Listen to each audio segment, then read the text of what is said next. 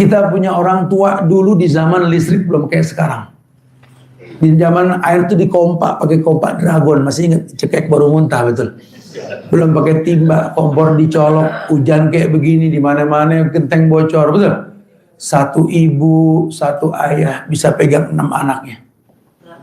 Allahu Akbar. Sekarang 6 anak jadi orang kaya, tinggal di perumahan mewah. Untuk nengokin satu ibu, satu ayahnya gak sanggup. Kita gak dapat rahmat Allah. Ayah kita gak punya titel, bangkainya ngasih waris. Kita dengan titel yang membuat kita bangga dengan nama kita, demi Allah. Ya, udah apa yang kita kasih ke orang tua kita? Cium tangan ayah kita. Cium tangan ibu kita. Sebelum daging bangkai yang kita cium. Ini tangannya telah menghidupkan kita. Ini lelaki ini gak pernah cerita kalau dia sakit. Dia lelah. Anaknya gak tahu. Orang tuanya pindah, bis satu, pindah, bis cuma buat nawarin gemblong, nawarin kue, nawarin ini. Anaknya gak tahu. Anaknya gak tahu kalau ibunya ini menomorduakan dirinya. Masak buat anak-anaknya. Wallahi, dididik dalam agama kita untuk tahu seperti itu. Bismillahirrahmanirrahim.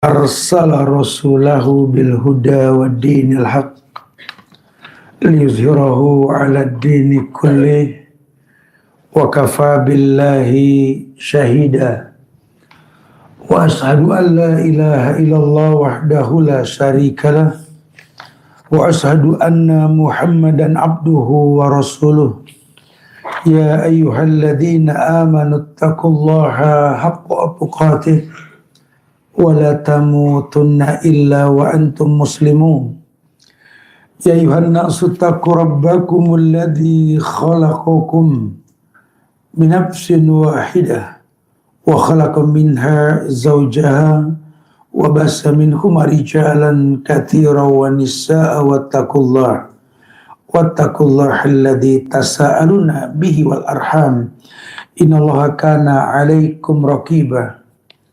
Ya ayyuhalladzina amanu taqullaha wa qulu qawlan sadida yuslih lakum a'malakum wa yaghfir lakum dhunubakum wa may yuti'illaha wa rasulahu faqad faza fawzan 'azima. Amma ba'du fa inna asdaqal hadisi kitabullah wa khairal huda huda Muhammadin sallallahu alaihi wasallam wa syarral umuri muhdasatuha wa kulla muhdasatin bid'ah wa kulla bid'atin dhalalah wa kulla dhalalatin finnar. Ma'asyiral muslimin wal muslimat, sidang majelis kajian teman tauhid yang semoga Allah berikan keberkahan dunia dan akhirat. Alhamdulillah, izin Allah kita dikumpulkan di tempat ini yang mudah-mudahan Allah jadikan tempat kumpul kita ini menjadi taman-taman penyubur iman insyaallah. Dan di sini kita bisa sama-sama belajar menuntut ilmu, bermuhasabah diri untuk mendapatkan keutamaan yang banyak di agama kita insyaallah. Karena dunia ini adalah mazra'atul akhirah. Dunia ini ya tempat bercocok tanam untuk akhirat. Maka bukan tujuan. Orang kalau menjadikan dunia sebagai tujuan ya salah. Di mana letak kesalahannya? Iya, dia salah memahami bahwa dunia ini menjadi tempat tinggal yang abadi. Tempat tinggal kita yang abadi di akhirat nanti. Kenapa? Sang pencipta kita mengatakan walal akhiratu khairul laka minal ula. Akhirat itu lebih mulia ketimbang dunia. Walal akhiratu khairul laka minal ula. Akhirat lebih mulia ketimbang dunia. Dalam artian mulia ini umum. Semua halnya lebih mulia tentunya. Sampai keabadiannya. Nah dunia ini tempat kita bercocok tanam. Ya, tempat di mana kita ini akan memetik hasil, dia akan datang. Mayazra yahsud, yang nanam dia bakal manen gitu lah. Kebetulan pada perjumpaan kali ini teman-teman tauhid ini akan membahas kisah Abu Bakar As-Siddiqul Akbar, tentang sahabat yang utama, yang Allah berikan keutamaan yang banyak yang gak dimiliki oleh sahabat lainnya. Maka orang yang berilmu, orang yang harusnya tahu bahwa apapun yang dia lakukan ini mesti berlandaskan dalil. Dalil dalam agama kita itu dua. Qala Allah wa qala Rasul. Allah berfirman, Nabi bersabda. Adapun tentang para sahabat ini, orang yang Allah jadikan sampel umat utama yang dekat dengan Rasul yang radhiyallahu anhum wa radu anhu.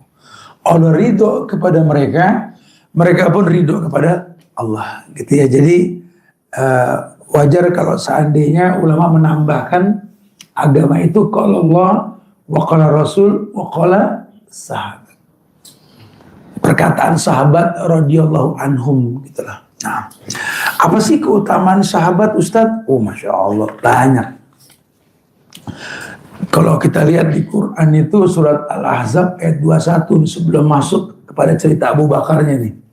Diberikan alasan Quran memerintahkan kita untuk mengembalikan contoh kepada para sahabat radhiyallahu anhum. Iya. Dijelaskan bahwa agama kita ini memerintahkan kita untuk tahu. Surat Al-Ahzab ayat 21.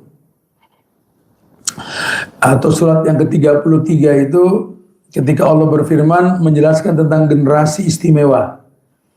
Laqad kana lakum fi Rasulillahi uswatun hasanah liman kana yarjullaha wal yawmil akhir wa dzakarallaha katsiran. Kita sering dengar potongan ayatnya ya. Laqad kana lakum fi Rasulillahi uswatun hasanah, itu potongan. Lanjutannya liman kana yarjullaha wal yawmil akhir wa dzakarallaha katsiran.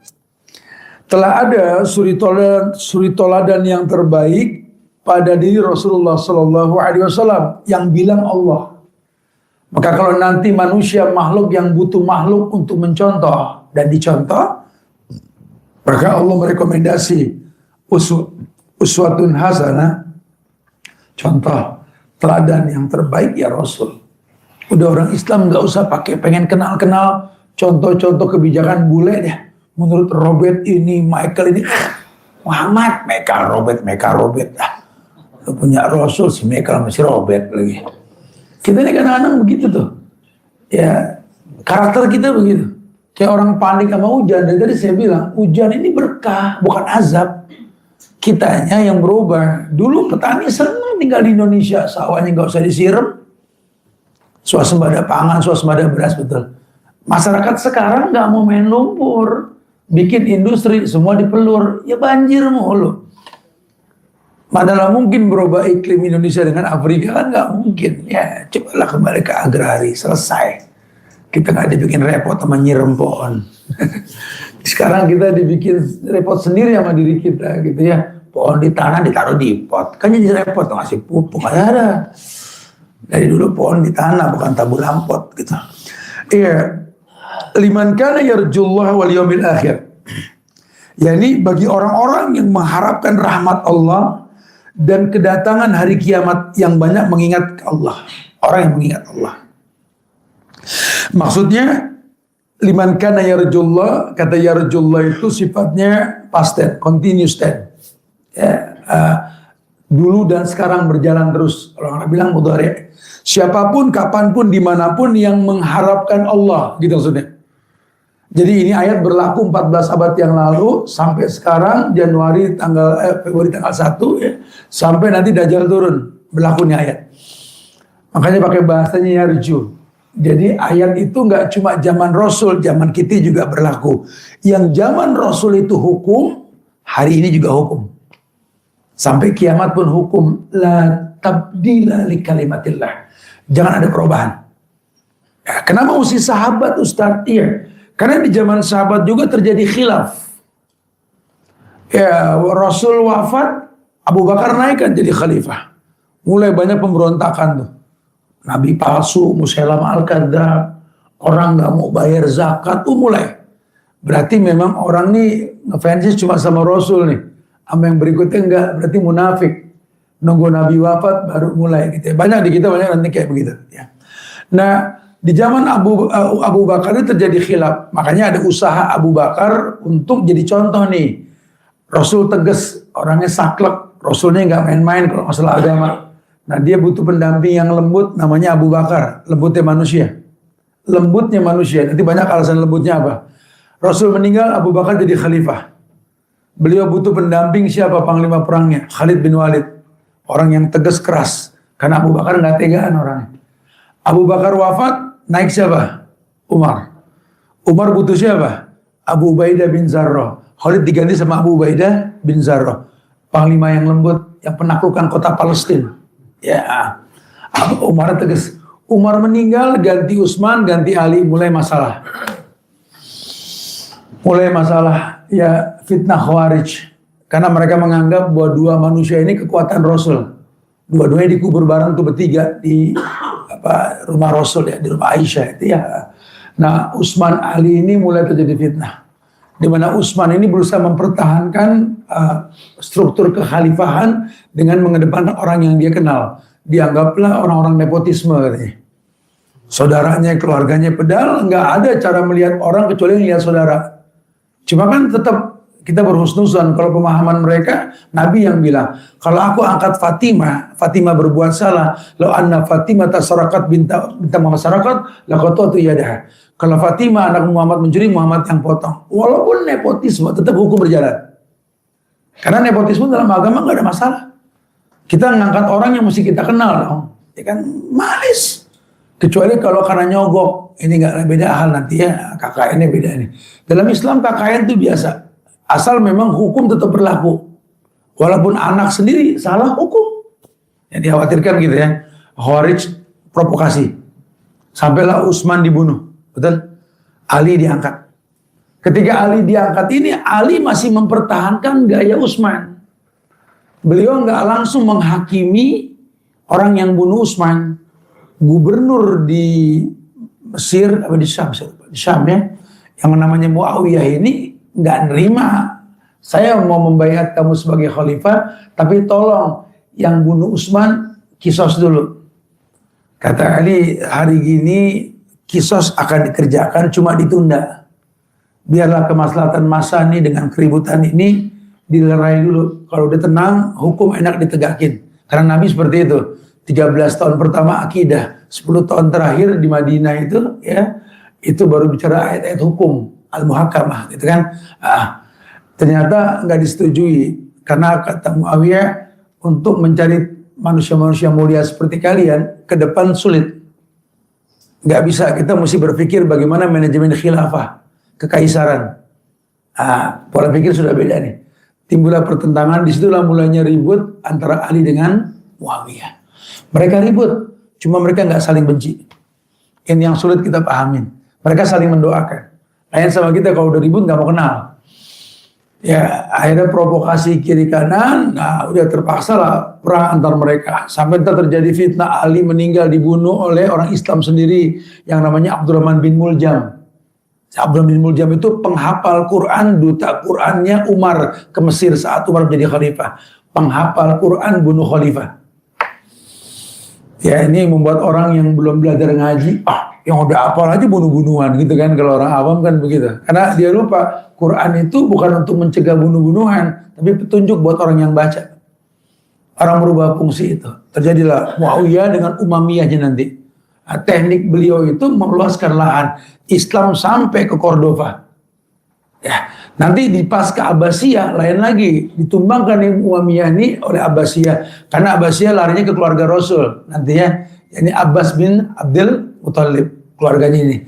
Orang-orang Abbasiyah lebih ke intelektual, bukan perluasan lahan. Sebenarnya perbedaan politik. Dan memang itulah kehidupan. Dari awal Nabi berdakwah di Mekah, ada yang namanya Abu Jahal. Tahu siapa nama Abu Jahal? Hashim bin Mughirah. Dipanggilnya Abul Hakam. Orang bijak, orang adil. Kenapa dibilang Abu Jahal? Bukan dia bodoh, Abu Jahal bodoh, bukan. Orang yang tidak mau tahu yang Nabi bawa. Dibilang Abu Jahal. Kenapa? Karena dia mengatakan Mekah ini tempat orang nitip patung di Ka'bah, 360 patung yang disewa tiap bulan. Ya, sehingga ada income buat masyarakat Mekah. Sementara Nabi mendakwakan Islam di mana nggak boleh nyembah via patung. Kata Abu Jahal, kalau kita ikutin Muhammad, income nggak ada. Lagi-lagi politik. Ya, politik ini yang merusak semuanya ini. Makanya Rasul ajarkan tawakal. Kalian gak usah takut, saya pertontonkan kata Rasul. Seluruh perangnya Nabi itu secara fisik kalah dengan musuhnya, betul?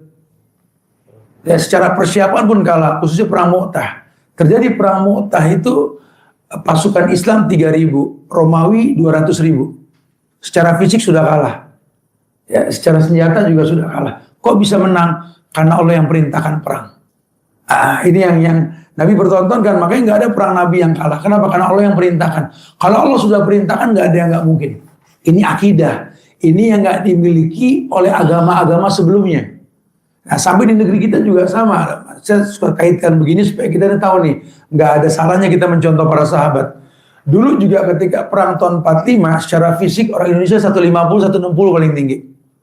Belanda 2 meter.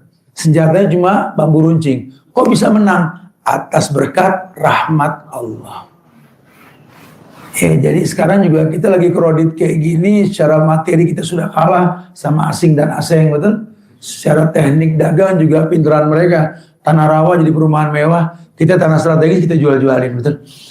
Hukum juga mereka kebal, fisik bagusan mereka, six pack kita one pack, betul? Kalau terjadi perang kalah kita bro, wallah kita kalah. Jujur aja kalau kita sedikit mau mengulas ini ya. Udah nggak usah kita bingung. Memang kenyataannya begitu. Terus gimana saat anak kita gimana ke depan? Ayo kita berpikir sekarang. Bukan diprovokasi buat melawan pemerintah, bukan. Islah diri kita. Yang mereka nggak punya tuh Allah, kita punya Allah. Ini yang mesti kita perdalam. Jangan kita sudah kalah semua, kita kalah juga masalah agama. Kita punya Allah. Kalau buat Allah itu nggak ada yang nggak mungkin. Mungkin kita nggak bisa matiin api. Cuma Allah bilang ya narkuni bardan, api dingin. Kalau buat Allah nggak ada yang nggak mungkin. Kita berpikir gimana bisa nyebrang laut. Kalau buat Allah lemparkan tongkat terbelah laut. Buat Allah nggak ada yang nggak mungkin. Nah ini akidah namanya. Ini nggak dimiliki oleh umat-umat sebelumnya. Adanya di umat Rasul. Jadi mesti dimuhasabahkan nih. Karena kalau tidak kita terprovokasi oleh pemahaman liberal dan sekuler. Kita menganggap bahwa Quran ini sudah nggak relevan, yang bisa dipakai ya nggak dibuang aja. Kita ini bisa ngikutin zaman, masa depan tergantung kita hari ini. Ini kan sudah innalillah. Sehingga banyak orang-orang laki ini kerja banting tulang, berangkat pagi pulang sore. Ini ya menganggap kalau saya nggak begini saya nggak dapat tambahan, Ustaz. Allahu Akbar. Rezeki, maut, jodoh telah ditentukan dalam perut orang tua kita. Kalau kita ngefight banting tulang berangkat pagi pulang sore, bukan angka yang nambah, kualitas rezeki kita. Kita menganggap angka dan nilai. Itu kan kalau lembur dapat tambahan, bulan depan sakit ente, keluar ke rumah sakit itu duit, balik lagi standar lagi. Enggak gitu bahasa agama. Nah ini penting kita mencontoh para sahabatnya. Iya. Nah Allah mengatakan liman kana yarjullaha wal yaumil akhir. Jadi yang mencontoh Rasul itu uswatun hasanah, siapapun yang menginginkan Allah dan hari akhir. Wa dzakarallah dan mengingat Allah. Ternyata menginginkan Allah dan menginginkan hari akhir dan mengingat Allah di sahabat semua ada. Sahabat orang yang terdidik oleh Nabi secara qasdu. Qasdu kalau bahasa kita ini low profile. Al qasdu fil fakri wal ghina. Kaya enggak mentereng, miskin enggak kelihatan. Abu Bakar kayanya orang loh. Tapi ketika dia meninggal, nggak ada harta yang tersisa. Kenapa Ustaz? Karena dia cerdas. Dia tahu kaya cuma titipan. Dia selesaikan semua urusan hadiah, bagi-bagi harta dia kepada anak-anaknya.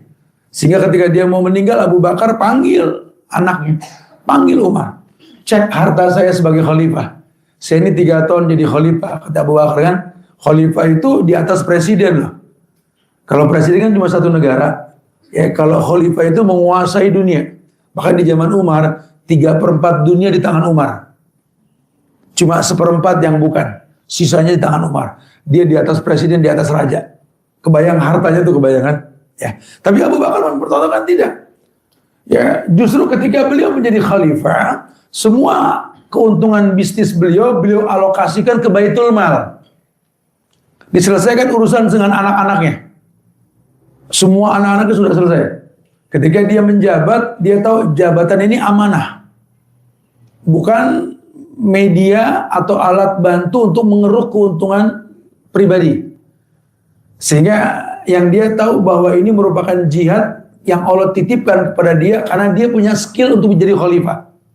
Nah, ketika dia mau meninggal di tahun ketiga jadi khalifah itu, dia panggil Umar, cek hartaku. Dia panggil Asma, anaknya. Ayah masih punya budak, ayah masih punya ini. Sudah, nanti kalau ayah meninggal, Aisyah, dia bilang ke Aisyah anaknya, budak itu kasih ke Umar, dia terusin ke Umar. Ayah udah gak mau ada urusan sama dunia. Umar sini, iya Abu Bakar, tolong cek harta saya. Saya khawatir ini umur saya udah gak lama lagi, saya gak tahu kapan, tapi sudah digagaknya sudah gak lama lagi nih. Dicek sama Umar, sudah saya cek semua harta yang kau miliki wahai Abu Bakar sebagai khalifah. Apa yang kau miliki? Ada 3 hal. Yang pertama, budak hitam, ya, ontak kurus yang biasa bawa air wudhu, dan baju putih yang kau pakai. Kata Abu Bakar begini, Umar, kalau aku meninggal nanti, merdekakan budak itu. Jual itu onta, kasih ke Baitul Mal. Biarkan baju ini kupakai sebagai kafan milikku. Allahu Akbar. Ini bukan orang miskin loh. Sahabat yang kaya yang pertama Abu Bakar. Baru Utsman. Baru nanti yang lainnya. Masya Allah. Karena dia tahu dunia ini bukan target, bukan tujuan. Dan dia tahu Nabi mengatakan, Dirwatus sanamihi al-jihadu fissabilillah. Bahwa puncaknya agama ini jihad. Mereka yakin karena Nabi yang ngomong. Dan jihad sebagai puncak agama Allah yang jelaskan dalam Quran. Al-jihadu fissabilillah bi amwalikum wa bi anfusikum. Jihad di mata Allah itu dengan harta dan jiwa. Agama ini perintahkan kita jadi orang kaya. Ayo sukses. Bukan buat sombong, buat jihad. Hari gini kalau kita nggak kaya, gimana kita mau bantu Sumatera? Hari gini kalau kita nggak kaya, gimana kita mau tancapkan pipa air bersih di Tamiang, Tapanuli, Palembayan? Ya, saya baru pulang dari sana, saya lihat semua kemarin. Yang namanya hilang tuh hilang semua, bukan cuma makanan. Sumur tertutup, lumpur, nggak ada air. Baju semua hilang, kerudung semua hilang, Quran semua hilang. Ramadan depan mata loh. Kita aja harap-harap cemas mau ketemu sama Ramadan, mereka lebih. Coba kan butuh dana, orang kaya turun. Uangmu itu uang Allah loh. Jangan kamu bilang ini karena keringat saya, enak aja kuli berkeringat gak punya uang. Gitu. Nggak gitu bahasa agama. Ya, Allah titipkan ini semua buat jihad. Tapi dengan aturan yang betul ya. Nanti ada zakat, nafkah, sedekah, infak, ada levelnya tuh. Ya kalau zakat ya setahun sampai nisabnya. Kalau yang namanya nafkah ya kita ini orang laki orang tua nomor 1. Jangan gara-gara istri yang cantik, anak yang lucu orang tua nomor 2, jangan. Orang tua nomor 1. Ya kebutuhannya kita cukupin, baru keluarga kita. Nah, baru kemudian kita memberikan nafkah ke keluarga kita, ke istri, ke anak kita. Baru kita bicara sedekah secara umum nanti. Baru kita bicara infak. Allah senang. Kenapa? Karena Nabi mengatakan la tazulu qadama 'abdin yaumal qiyamah hatta yus'ala an salasin. Tidak akan pernah bergeser kaki anak Adam di akhirat nanti sampai ditanya tentang 3 hal yang di dunia. Yang pertama ditanya tentang ilmu yang dia miliki. Kamu sekolah S1, S2, S3, S-Kebo, S-Bonmon, S-Krim, S-SS dipakai buat apa tuh?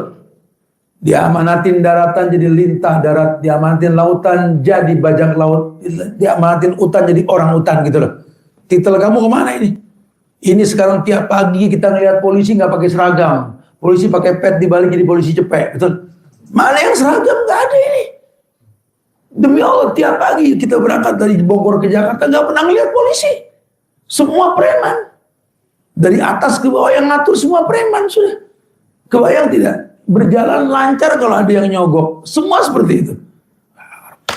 Ya, ini nggak main-main. Ya, Allah tanya ya tentang ilmu kamu dipakai buat apa? Cuma buat ngopi di kafe, cuma buat ngopi di tempat-tempat tertentu, atau ngajuin dana buat seragam dipakai enggak? Ih, nggak malu sama Allah. Allah bakal tanya tuh, ilmu kamu dipakai buat apa? Orang pinter buat minterin. Orang pinter itu bijak. Dia menutupi kekurangan orang yang nggak pinter. Ya. Yang kedua ditanya tentang badan kita. Ini dipakai buat apa ini badan? Wallah, dipakai buat apa badan kita ini? Dari muda sampai tua, karya cipta apa yang kita buat? Sementara Nabi mengatakan wa izzuhu istighnahu anin nas. Harga diri laki-laki itu ya karya cipta. Kita disuruh berkarya, bahkan Nabi mulai perang usia 55. Di kita enggak, mindset kita dirubah oleh Belanda, 55 pensiun. Orang udah 55 ini ngomongin merek obat. Duh, saya sakit nih. Ada obat apa nih? Nabi perangnya umur 55. Udah berubah-ubah nih kita nih. Karena orang kalau udah umur 50 ke sana, kalau sudah bicara penaklukan dunia, sudah bukan buat diri kita. Kita sudah mulai berpikir jariah. Kalau gue mati nanti pahalanya apa nih? Kan gitu bahasa orang Betawi ya. Atau nih nanti kalau anak sukses sih pengen si anak-anak gini. Nanti istri saya begini, ini gini. Itu orang umur 50 bijak. Di atas 40 lebih bijak lagi nanti harusnya. Dan Nabi pertontonkan itu.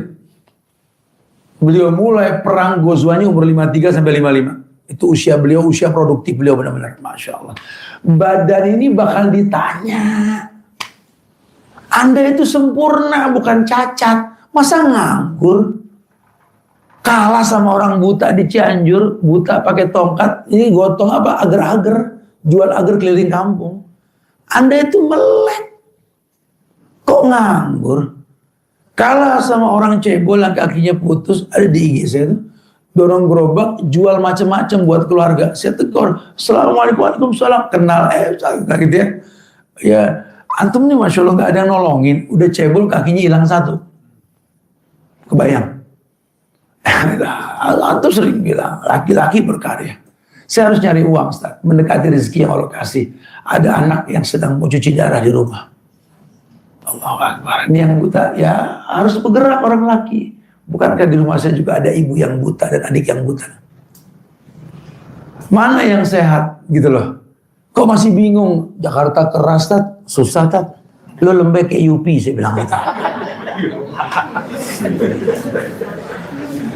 Jakarta keras dari mana? Ente kayak coki-coki, betul. Pengen dibilang manis tapi meleleh gitu. Ya Rabb subhanallah, ini kan bahaya. Nabi pertontonkan sahabat perang Badar 2 itu ya. Ketika apa? Ketika Ramadan tanggal 18. Orang Islam mestinya nggak ada masalah dengan Ramadan. Kita Ramadan nanti pada tepar semua kayak zombie-zombian Cina di rumah. Pagi lu pada mati semua. Ramadan taat puasa. Kayak zombie-zombian Cina gitu orang. Subhanallah. Ya ini nggak bisa nih. Kita mesti contoh nih para sahabat. Ayo bismillah. Kita buka contoh Abu Bakar As-Siddiq, As-Siddiqul Akbar. Jadi kasih kisi-kisinya dulu. Ya, kebayang kenapa alasan teman tauhid ngebahas ini nih. Karena dalaman bahasan itu kan kalau orang udah bicara Abu Bakar, orangnya tegas tapi lembut. Ketegasan beliau ini ada di panglima yang namanya Khalid bin Walid.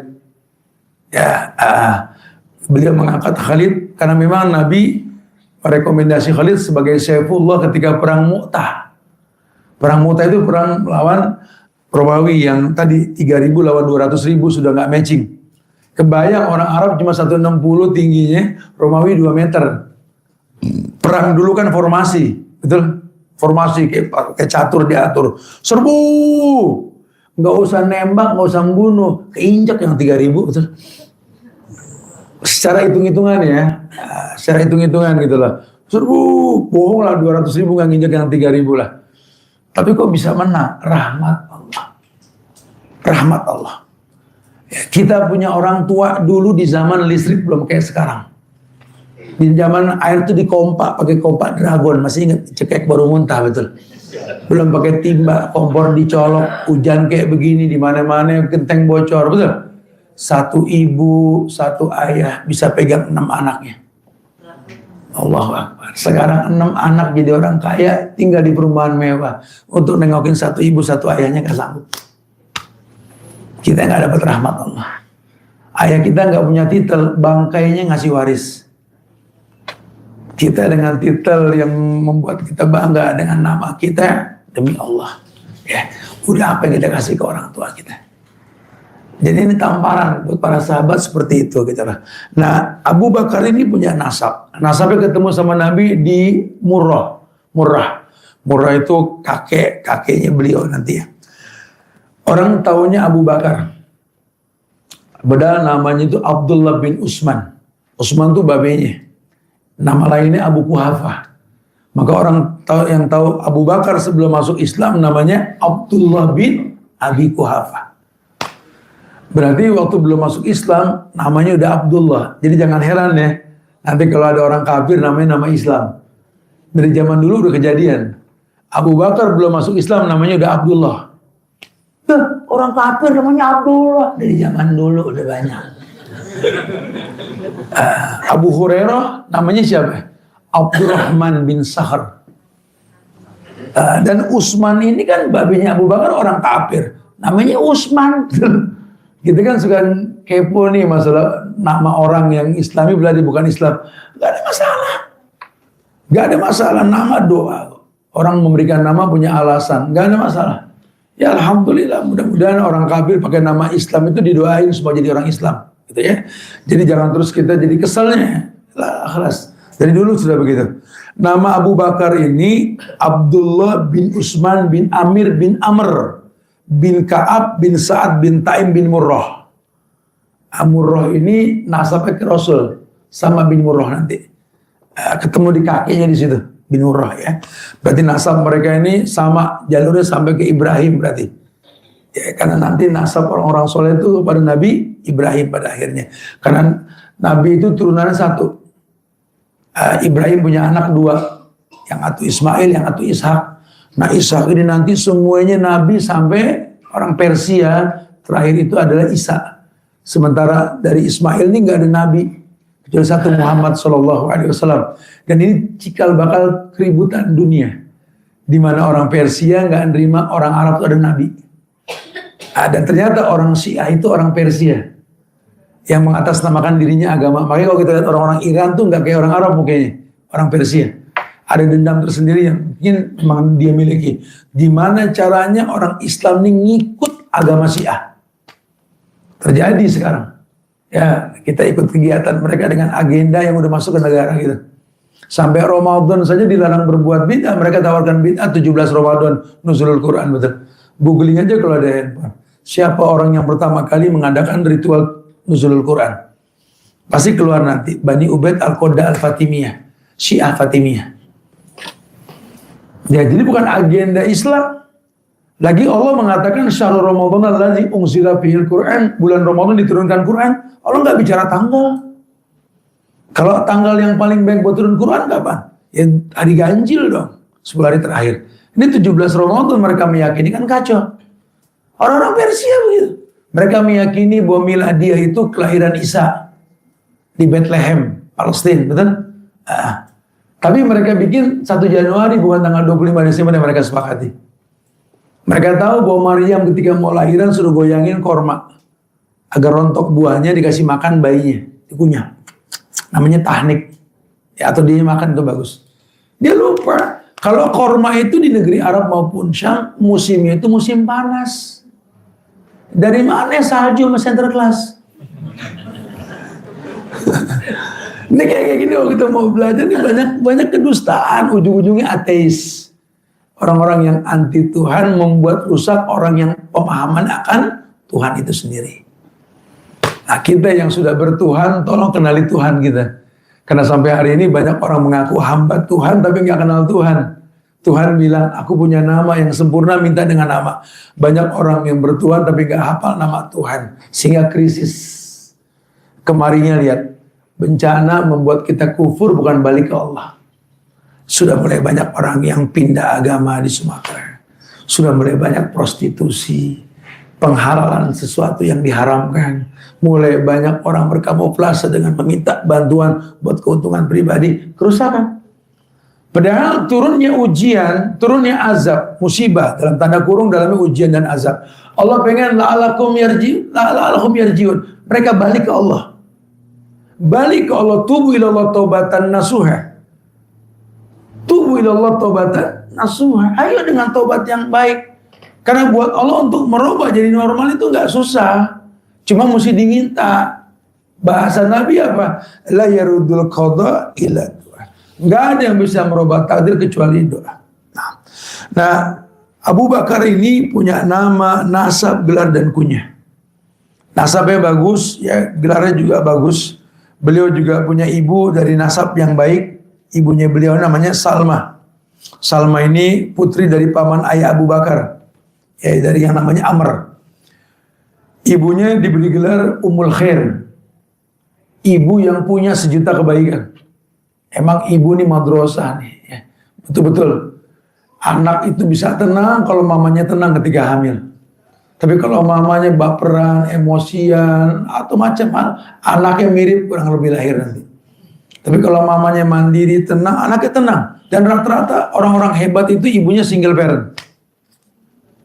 Ya, bukan kayak kita tahu Nabi Muhammad juga ibunya single parent sampai 7 tahun kan?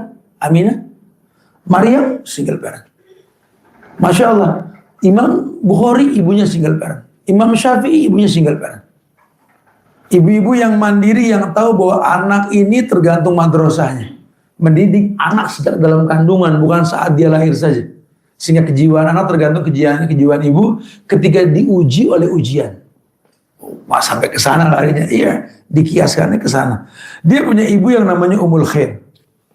Ummul Khair, wanita yang punya sejuta kebaikan. Ya, dan dia diberikan kunyah, yakni Abdullah bin Utsman atau Abdullah bin Abi Quhafah. Apa yang membuat Nabi mencintai beliau? Oh, banyak. Beliau laki-laki yang pertama masuk Islam. Dan beliau laki-laki yang Allah berikan hidayah, tidak ada komplain dalam mengimani Rasul. Tidak ada komplain. Makanya ketika banyak orang tidak yakin Nabi itu Isra Mi'raj. Isra Mi'raj satu malam melewati 3 alam. 3 alam. Alam nasut, malakut, lahut. Ini kalau bahasa-bahasa ulama ya. Alam nasut itu alamnya manusia. Nabi jalan dari Mekah ke Palestina. Kita juga bisa manusia. Alam nasut. Mau jalan, mau lari, mau pakai motor, mobil, mau pesawat bisa nasut. Dari Palestina itu menuju langit yang ke-7 namanya alam malakut. Gak bisa manusia masuk kecuali malaikat. Jibril masih bisa nganter.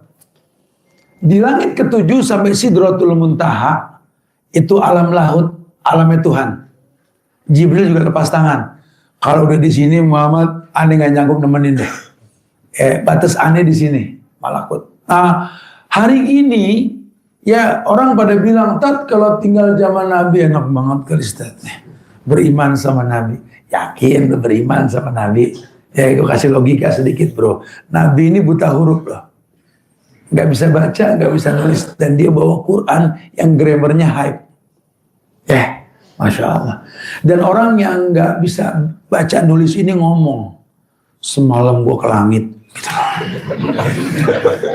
Lu yakin percaya? Pulang pergi nemuin Tuhan. Yakin percaya?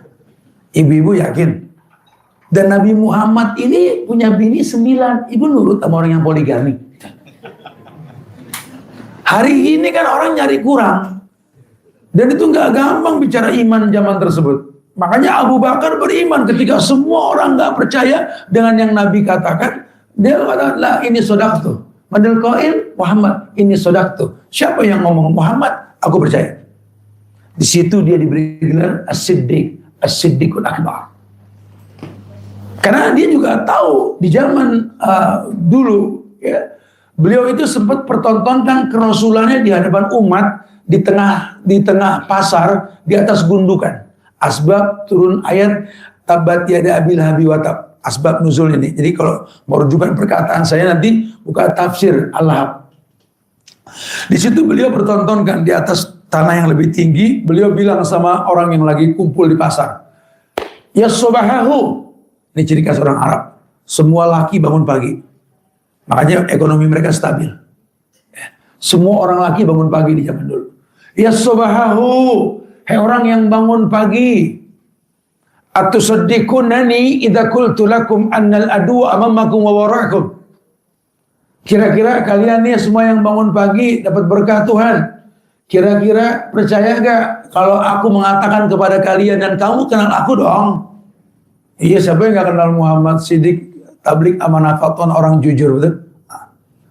Annal adwa, ada musuh amamakum di depan sono, wa wara'akum di belakang sono. Pada nengok, mana musuh? Gak ada. Cuman yang ngomong Muhammad, orang gak pernah bohong. Waduh, dilemak nih. Kita kagak ngelihat, cuma Muhammad yang ngomong. Ini kan akidahnya orang buta, betul? Gak bisa ngelihat, cuma denger doang. Coba kebayang kan? Masya Allah. Cuma ingat Muhammad, udah kita percaya deh. Ini Muhammad gak pernah bohong. Cuma satu orang yang berdiri ngamuk. Alihada jama'atana ya Muhammad, tabban laka ya Muhammad. Kita dikumpulin cuma buat dengerin anak kecil ngomong. Oh, celaka ente. Allah yang turunlah, tabbat yada abillah. Itu asbab nuzul. Dari situ Abu Bakar nangkep. Memang gak ada alasan untuk gak mempercayai Nabi. Ini asas tabayun, kenal orang. Makanya teknik Nabi dalam dakwah itu kan musahabah. Beliau nggak pernah panggil murid ke Abu Bakar, ke Umar, ke Utsman, teman, sahabat. Karena dakwah yang paling baik dakwah persahabatan. Hari gini tidak, Ustadz muda bilang, murid gue udah banyak nih, Tat. Murid gue. Kulit ninja, dengerin ya gitu loh. Jangan gitu.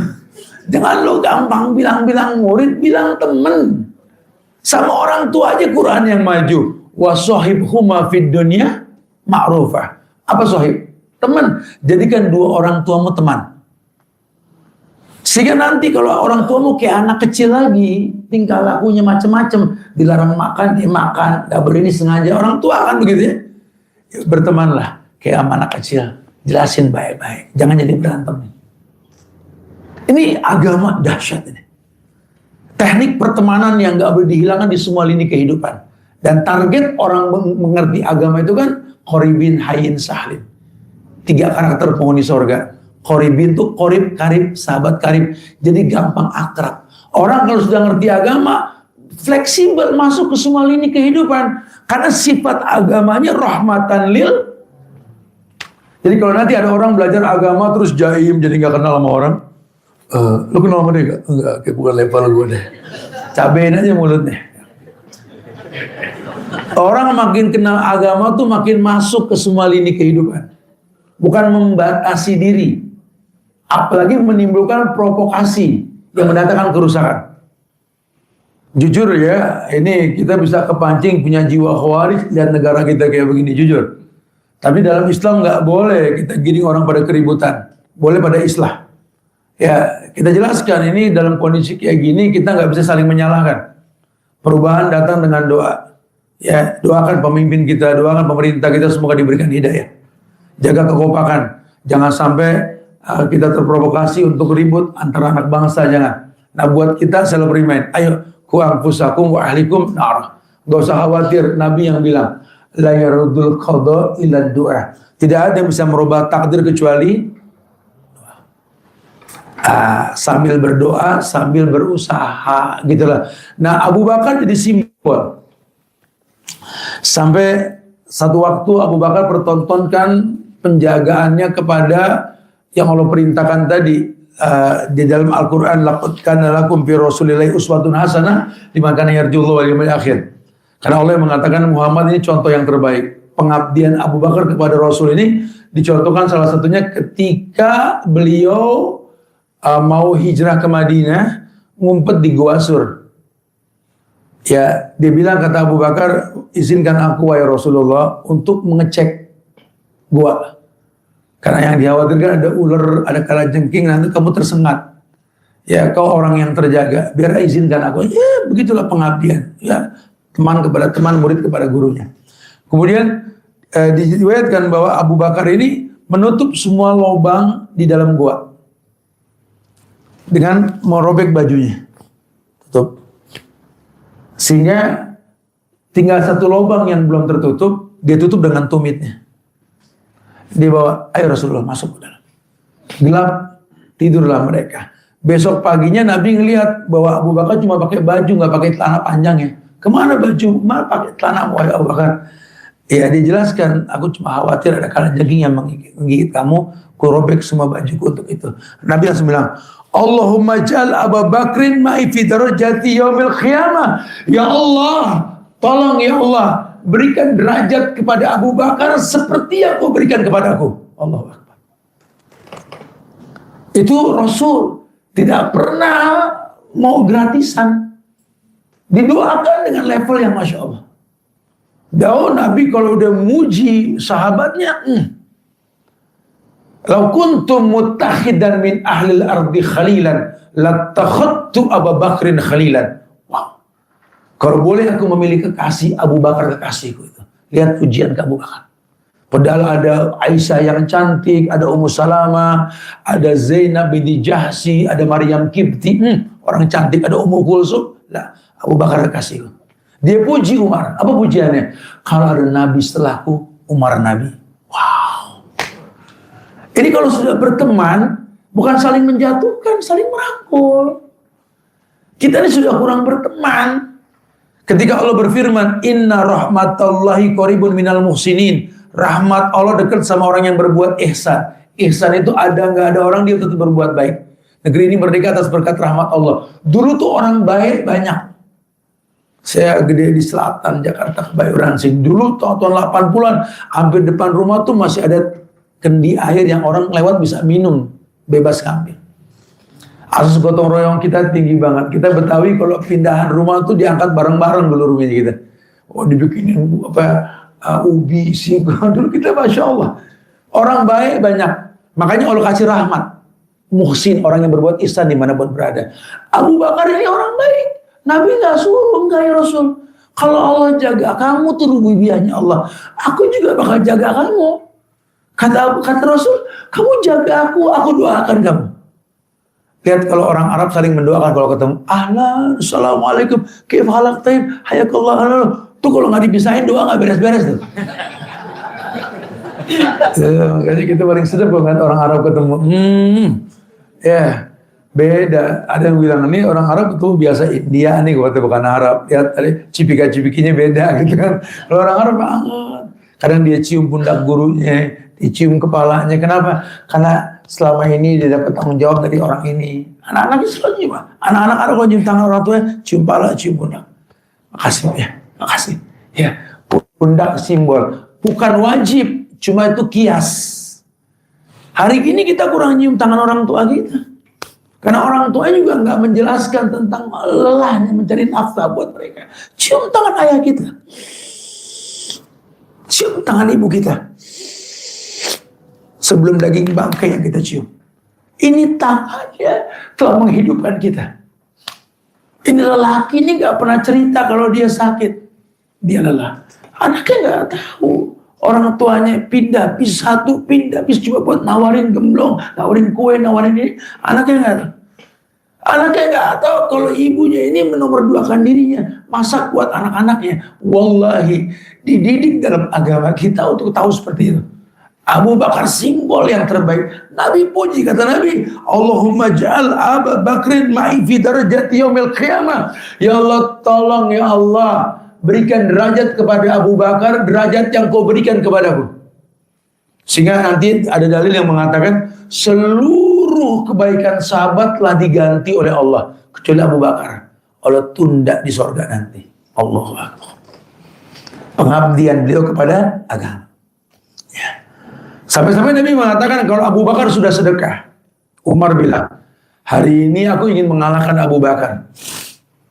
Umar bersedekah dengan semua harta, setengah hartanya. Sudah Rasul, itu kok masalah perang Tabuk ya, perang yang bersedekah dulu. Kata Umar, aku telah sedekahkan setengah hartaku. Keluargamu, ya aku berikan setengah lagi ya Rasul. Dah, aku gak megang apa-apa. Datang Abu Bakar ngasih semua.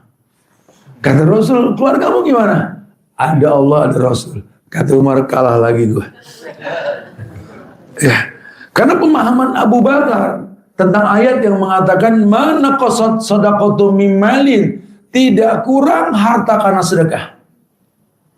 Ma'anfaqtu min syai'in fa huwa yukhlifu. Refreshnya harta apa? Apapun yang kalian sedekahkan Allah yang bakal ganti. Refresh dong. Ya kayak kita donor darah, bagus, darah kita akan produksi yang baru lagi. Kalau kita darah aja bakhil, gimana yang lain? Cuma ada kan di sini boleh nanti kita kalau kajian tabligh akbar gini donor darah. Ya kita pertontonkan, masya Allah. Karena hari gini Pak, kenapa saya bilang darah Pak? Karena istri kita nih lahiran, dia kurang darah, butuh transfusi betul. Darah siapa yang masuk ke badan dia? Apa PMI ngasih legalitas darah syariah? Mungkin darah orang pik 2 yang masuk ke badannya. Bini kita nggak makan babi, bini kita nggak makan anjing, betul? Tapi kan ini darah orang yang makan babi, makan anjing, masuk ke badan bini kita. Tiap anak lahiran adatnya berubah. Anak ke-1, anak ke-2, makin banyak anak, makin kita ngandung beban di pala kita, betul? Aku ngandung anak kamu loh, aku ngandung masalah kamu di kepala. Masalah kamu aku kandung di kepala. Jadi yang ada keributan. Darah tuh nggak main-main loh. Nah kita diuntungkan 73% kan muslim di Indonesia. Kalau gerakan donor darah kita gerak ini paling tidak mendominasi darah di PMI dari orang Islam. Karena yang dikhawatirkan masuk ke badan istri kita atau yang transfusi darah tadi, darah orang-orang kafir. Ini sampai sekarang belum bisa kita perjuangin. Ayo bismillah yuk kita bikin bank darah syariah. Kalau bank aja bisa syariah, bank darah enggak. Karena nggak main-main loh Pak. Nabi yang mengatakan, Inna syaitan yajri min ibni Adam majrad dam. Setan itu jalan di badan anak Adam melalui aliran darah.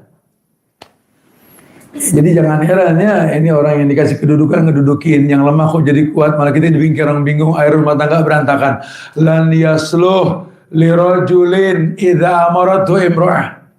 Tidak mungkin terselesaikan masalah rumah tangga laki-laki kalau pemimpin yang perempuan yang mimpin, berantakan semuanya. Ya, Abu Bakar mempertontonkan. Abu Bakar punya pembantu yang suka suka iseng memberikan sesuatu sebagai bentuk ujian buat Abu Bakar. Hingga satu waktu dia pernah dikasih makanan oleh pembantunya.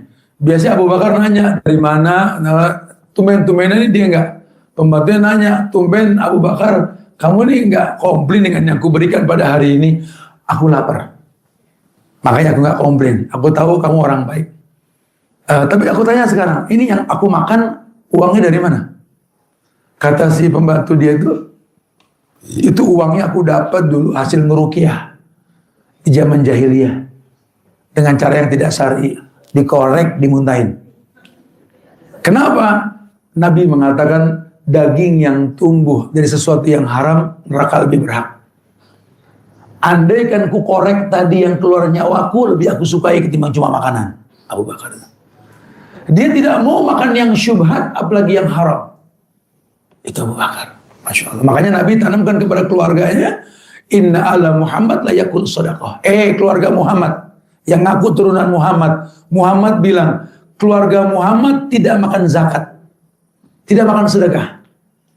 Inna ala Muhammad ya la yakul sadaqah. Inna ala Muhammad la yusyrik. Tidak berbuat syirik. Hari gini banyak orang ngaku turunan Muhammad minta-minta sedekah.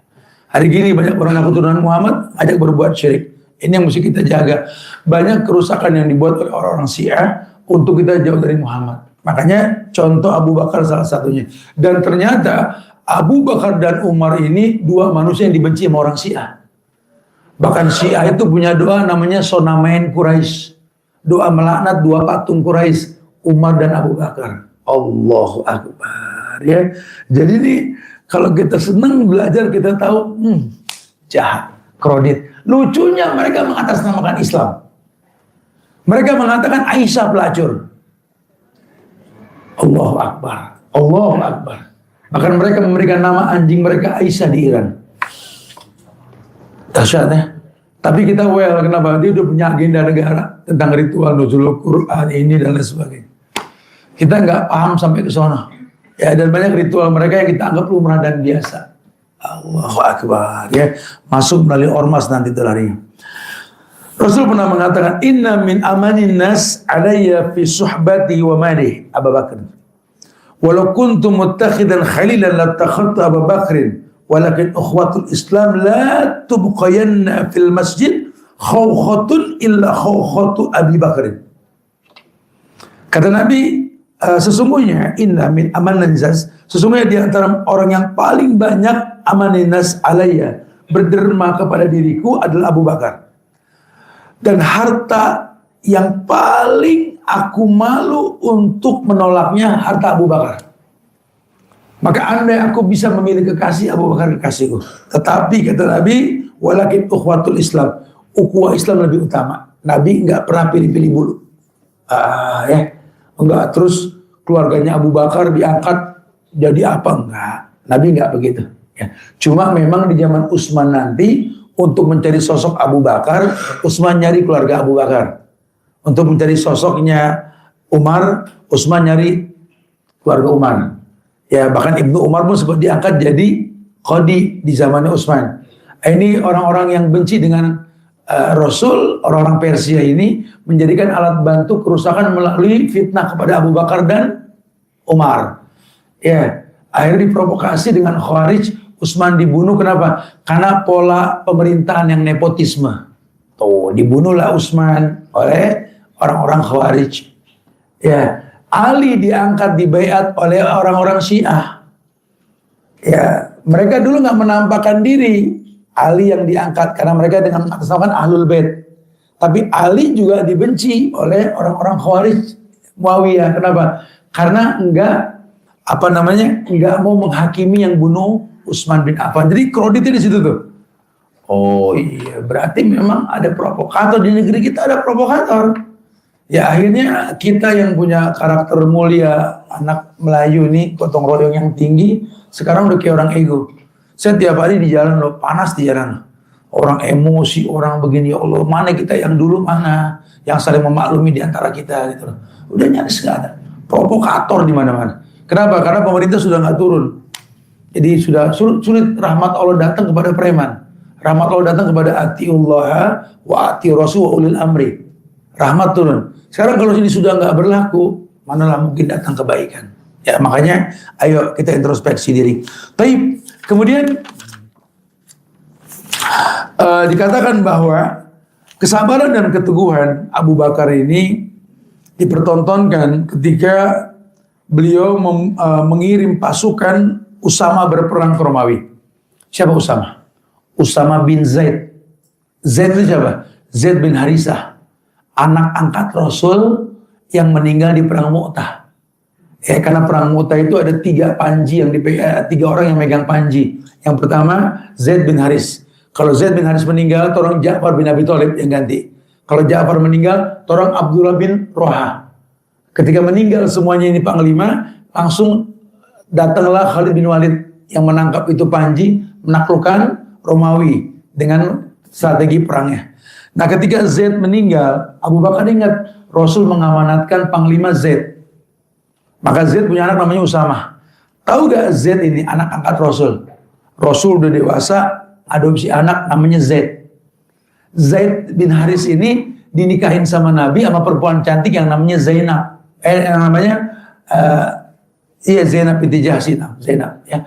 Nah Zainab ini kemudian komplain minta cerai karena Zaid nggak ganteng, minta diceraiin. Nabi ceraikan. Perempuan boleh tuh kalau nggak nyaman sama laki-laki jangan sok-sok setia, ya, boleh fitnah nanti. Diceraikan sama Rasul, tapi Allah perintahkan supaya jadi pelajaran buat yang lain, bolehnya menikah dengan mantan istri anak angkat. Zainab nikah dengan Rasul. Uniknya, Zaid dinikahin sama Ummu Aiman. Siapa Ummu Aiman? Ibu angkatnya Rasul selain Halimatus Sa'diyah. Kebayang usianya tuh. Nabi punya ibu angkat namanya siapa tadi? Kemudian Ummu Aiman. Ummu Aiman ini nanti yang bakal nikah dengan anak angkat Rasul.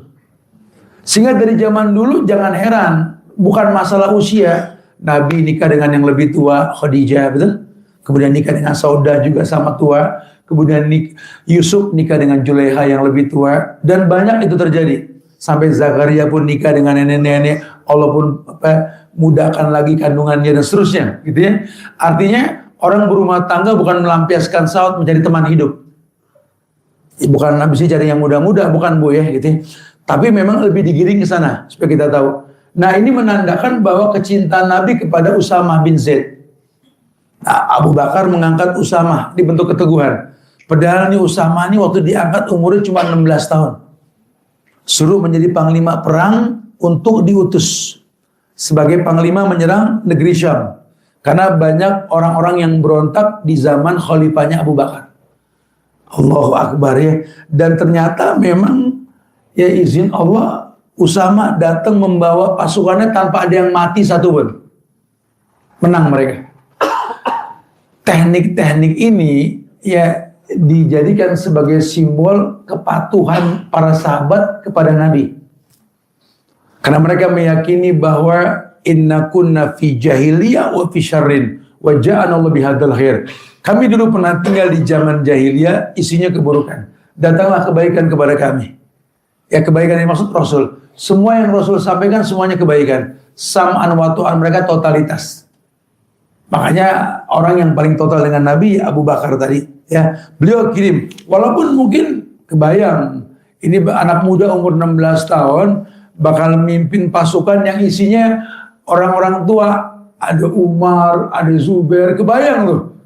Ya cuman karena memang Nabi yang nyontoin, ya memang nggak masuk akal. Jadi kayak kita sholat, ini bukan masalah umur. Memang kalau hafalannya sama, umur yang dilihat. Akan lebih bijak kalau orang tua jadi imam. Tapi kalau hafalan anak muda lebih banyak, anak muda. Cuma diarahin. Karena anak muda kadang-kadang belum bisa kontrol emosi. Mentang-mentang hafal Quran, dia nggak ngeliat makmumnya baik orang tua. Main ngegas aja. Ya, bacaannya panjang. Nah, di belakang berbunyi kayak pohon kering, kerakak, kerekek orang tua. Akhirnya orang kapok sholat besok gara-gara begitu. Ya. Kalau anak muda ya mesti diarahin. Ustaz, antum kalau mau ngimamin ngadep makmum, Ustaz. Stawa tadilu sawu sufufakum pada tasbihata sufuf min tamamis sholat. Lurus rapatkan sop, coba ya, sampai lihat ada yang tua berapa, yang muda berapa, yang transit berapa, anak kecil berapa, gitu loh. Itu sunnah dibalik gitu. Rapatkan sop, Allahu Akbar, baca menyesuaikan dengan kondisi. Karena Nabi mengatakan Iqra' ma tayassara minal Quran, baca yang paling gampang dari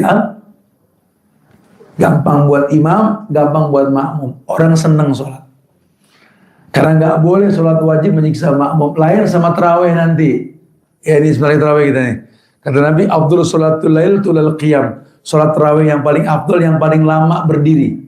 Yang paling lama bacaannya. Kita nggak bicara jumlah rokaat. Rokaat sudah selesai. Nabi contohkan 11. 8 dengan 3. Di zaman Umar, beliau menyaksikan 23. Pun nggak ada masalah.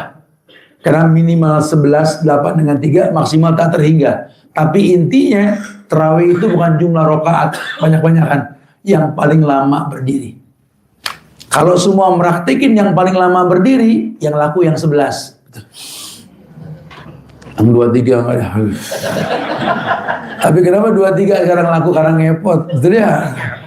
Jadi ini masalah kita ini bukan paham syariat, taklid. Makanya saya sarankan, tadi saya ngomong di Blok M di Kala-Kali Jaga, teman-teman mulai sekarang yang tukang iklanin terawih bertobatlah. Karena kita selalu mengiklankan terawih di tahun-tahun dulu tuh. Kalau teman pada bilang, bro, lu terawih di mana, bro? Gue sih di komplek aja udah dekat. Ah, lu di mana? Gue di luar komplek, jauh, tapi cepat. Tolong nih ya, provokator gini tahun ini jangan ya. Kita pengen balikin ke hukum asalnya. Yang namanya terawih itu tulal qiyam. Yang paling lama berdirinya. Abu Bakar mempertontonkan, Umar juga sama seperti itu. Bahkan beliau orang yang direkomendasi Nabi untuk jadi imam ketika Nabi nggak bisa menjadi imam subuh waktu itu. Cuma Abu Bakar orang yang lemah, cengeng, gampang menangis. Gitu ya. Makanya ketika beliau menggantikan, memanggil Khalid untuk menjadi panglima perang di Irak. Ketika pemberontakan di Irak, dulu Babilonia, kemudian Irak, masuk bagian Syam. Gitu ya. Maka beliau mengangkat Khalid. Nah di zaman Umar, Khalid diganti sama Abu Ubaidah bin Jarrah. Karena dalam pemimpin begitu. Kalau pemimpinnya keras, tegas, cari panglima yang lembut. Kalau pemimpinnya lembut, cari panglima yang tegas. Begitulah strategi perang dalam agama kita.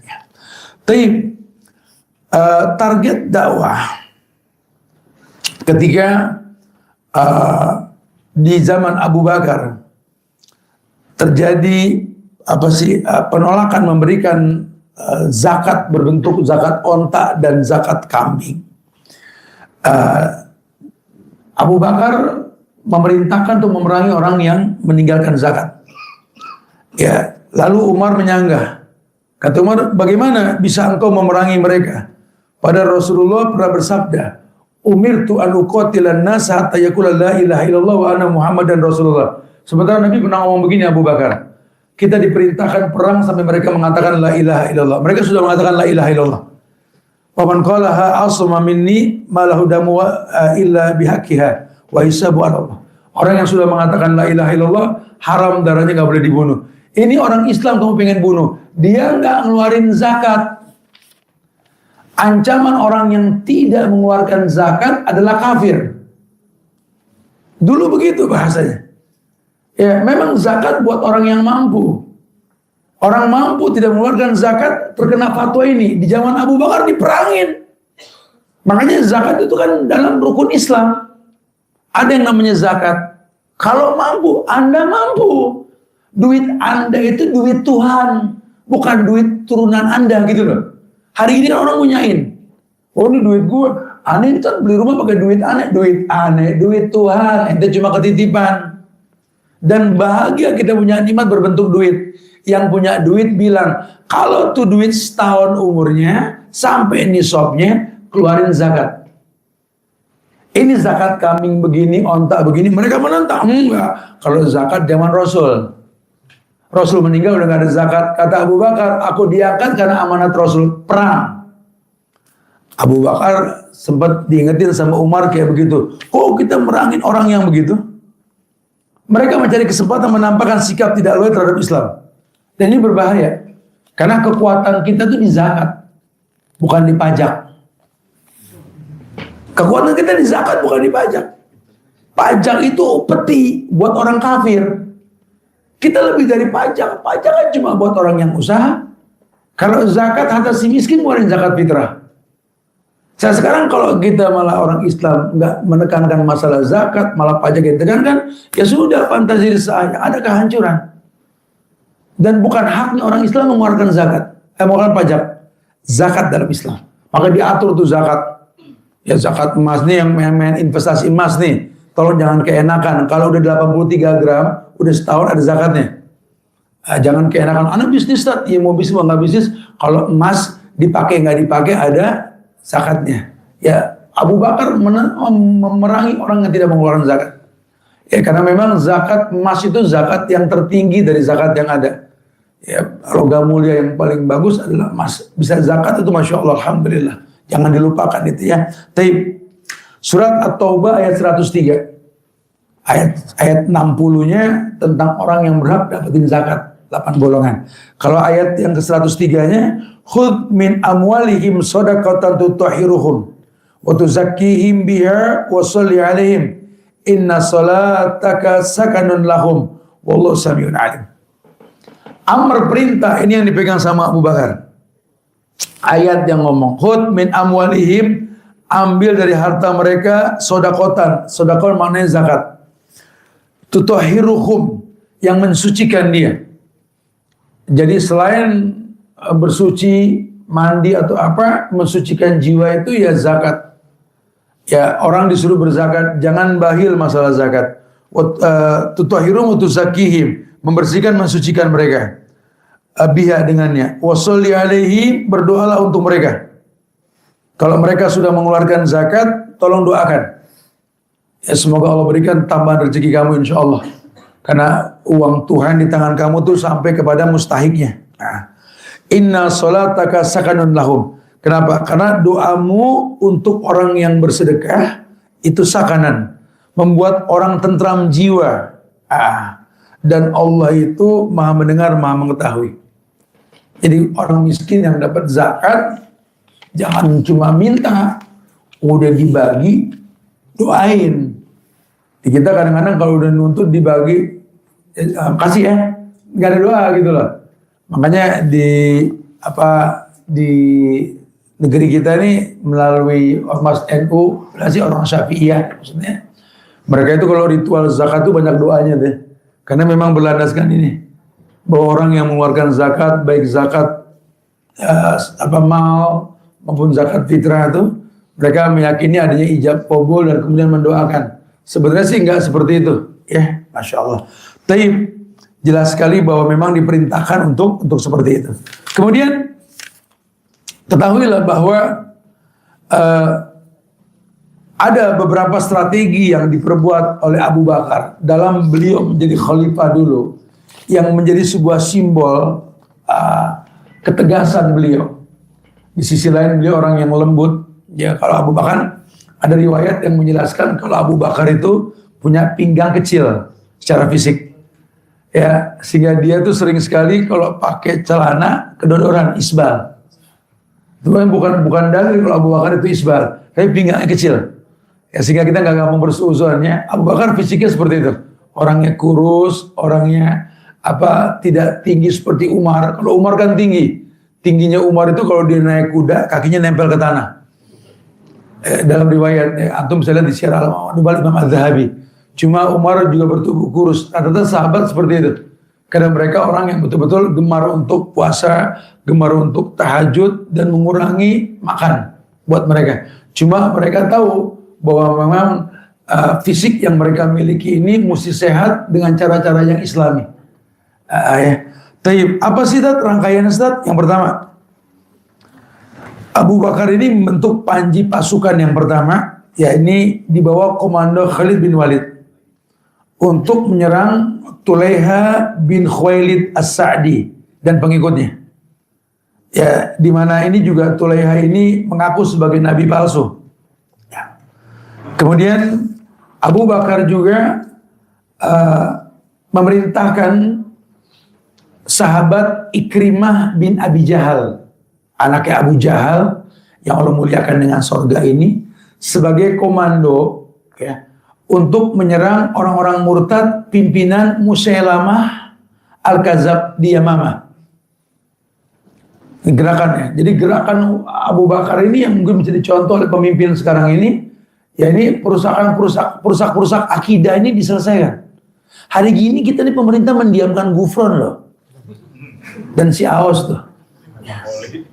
Ini innalillah. Dia meyakini bahwa si Aos ini Tuhan gak menerbitkan matahari kalau gak ngeliat saya. Hari gini Gufron juga sama. Ini perusakan akidah. Ini sosial media ini ada aja pengikutnya nanti. Lawang diuntungkan dengan jumlah follower. Ini perusahaan demi Allah nggak diperbolehkan. Harusnya ini pemerintah tegas. Karena rahmat Allah ini tertunda sama kemaksiatan yang seperti ini gitu loh. Pemerintah tegas masalah LGBT. Allah turunkan azab buat negeri-negeri yang ada LGBT-nya dari zaman Nabi Lut. Di kita lihat, LGBT dianggap lumrah. Yang penting dia jadi follower, dianggap well saja gitu loh. Allahu Akbar. Ini perusak akidah ini mesti diselesaikan, nggak boleh. Udah, kita juga menjaga komplek kita dari hal-hal yang seperti inilah, ya. Yang kira-kira ada gerakan-gerakan nggak jelas yang merusak akidah, yang kompak lah, nasihatin supaya nggak seperti itu. Karena pemerintah nggak turun langsung. Yang ketiga, yakni dikomandai oleh Surah Bil Hasanah. Abu Bakar menginstruksikan kepada pasukan ini untuk membantu Ikrimah bin Abi Jahal menyerang Musailamah. Ya, karena ternyata memang pasukan Musailamah ini cukup kuat. Ya, tadi perusak agama ini kumpulan orang-orang yang memang dijanjikan posisi. Ya, jadi akhirnya mereka tuh bersemangat buat ngejar jabatan. Punya kekuatan mereka. Ya, orang hari gini untuk ngejar jabatan itu berani mati lah. Ya, makanya diutuslah komando berikutnya Surah Bil Hasanah untuk membantu Ikrimah bin Abi Jahal. Ya, kemudian terjadilah perperangan di sana. Kemudian Surabil diminta bergabung bersama pasukan Amr bin As ketika berada di Qudah. Kemudian panji berikutnya Muhajir bin Abu Umayyah. Beliau perintahkan untuk menyerang kaum murtad di Al-Aswad Al-Ansi di Yaman. Orang murtad di Yaman banyak, karena Yaman juga ini dulu orang-orang Yahudinya banyak. Makanya orang Yaman itu dulu ada raja ketika perang gajah, pasukan gajah itu, siapa namanya? Abraha. Raja Abraha itu adanya di Yaman. dan dia ingin menghancurkan Ka'bah untuk membesarkan gereja di San'a. Makanya orang Yaman itu Kristennya banyak, Yahudinya banyak. Jadi jangan heran kalau orang Yaman suka gambus. Yang kita bilang musik Islami. Di Islam nggak ada musik. Itu memang lagu-lagu tradisi agama mereka. Orang Nasrani menyanyi, Yahudi menyanyi. Makanya jangan dibilang tuh orang Arab pada nyanyi. Mereka orang-orang Yaman yang punya tradisi. Ya jadi dulu orang-orang Yaman, Arab itu memang asal mula bangsa Arab ya Yaman salah satunya. Ariba, Musta'riba nanti masuknya ke sana. Ya. Mereka tuh punya adat tradisi, cuma kan datangnya Nabi Muhammad untuk menetralisir agama. Ya, dan ternyata yang memenuhi Saudi sekarang ya darah Yaman. Dan di Saudi ini ada tradisi orang juga agama misalnya karena tadi kolaborasi tradisi. Ya akhirnya kita jangan terus menganggap buktinya ada musik Islami, ada enggak gitu. Kita nggak ngerti, mereka cuma punya bahasa dan punya tradisi. Banyak lagu-lagu gambus itu sebenarnya syairnya syair ke Katolik, Kipti, ya, orang-orang optik, agama-agama ortodok, ya, dan bahasa mereka itu bahasa Arab. Makanya banyak di negeri kita ini yang lantunan-lantunan syair kayak bahasa Arab, padahal isinya kesyirikan. Salah satunya apa? Ya Rabbi bil Mustafa balik maqam.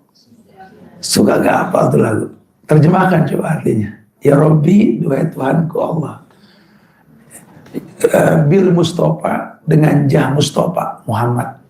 Balik makosidana Muhammad, sampaikan maksud kami ke Allah. Itu tradisi di mulut kita kan. Apalagi zaman dulu sambil ngeteh enak. Dan banyak nanti yang lainnya. Karena kita asing dengan bahasa Arab itu. Kita nggak ngerti. Ya, belum lagi tuh anak-anak sekarang tuh lagu-lagu apa? Perempuan-perempuan pada nyanyi lagu-lagu Arab, pada lagu-lagu Lebanon itu. Lagu-lagu pujian agama Kristen Ortodok. Kita nih nggak tahu, kita cuma taklid. Ya kayak anak kecil nonton film itu apa namanya?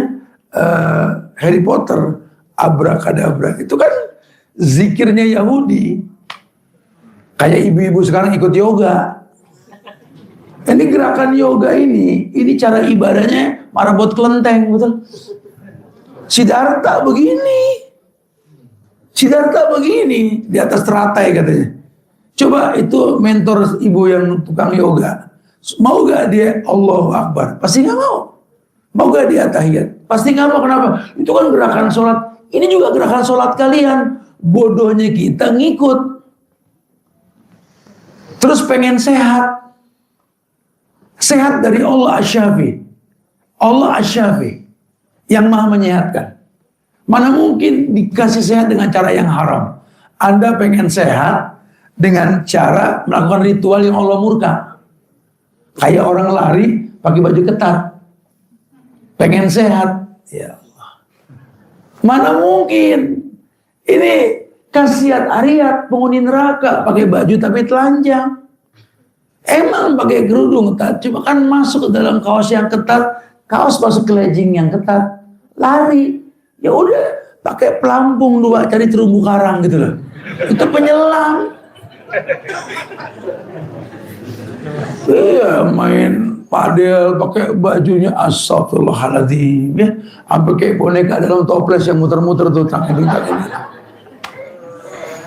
Pengen sehat dengan cara yang haram, ya mana mungkin. Jadi mirip kayak zaman kita dulu, kalau pengen sehat minum jamu pakai anggur. Alkohol campur jamu pengen sehat. Kan sehat dari Allah. Anta syafi la syifa illa syifauka. Kau yang maha menyehatkan. Tidak ada kesehatan kecuali darimu ya Allah. Apa iya Allah kasih sehat dengan cara yang haram? Kayak laki-laki pengen perkasa, minum darah ular.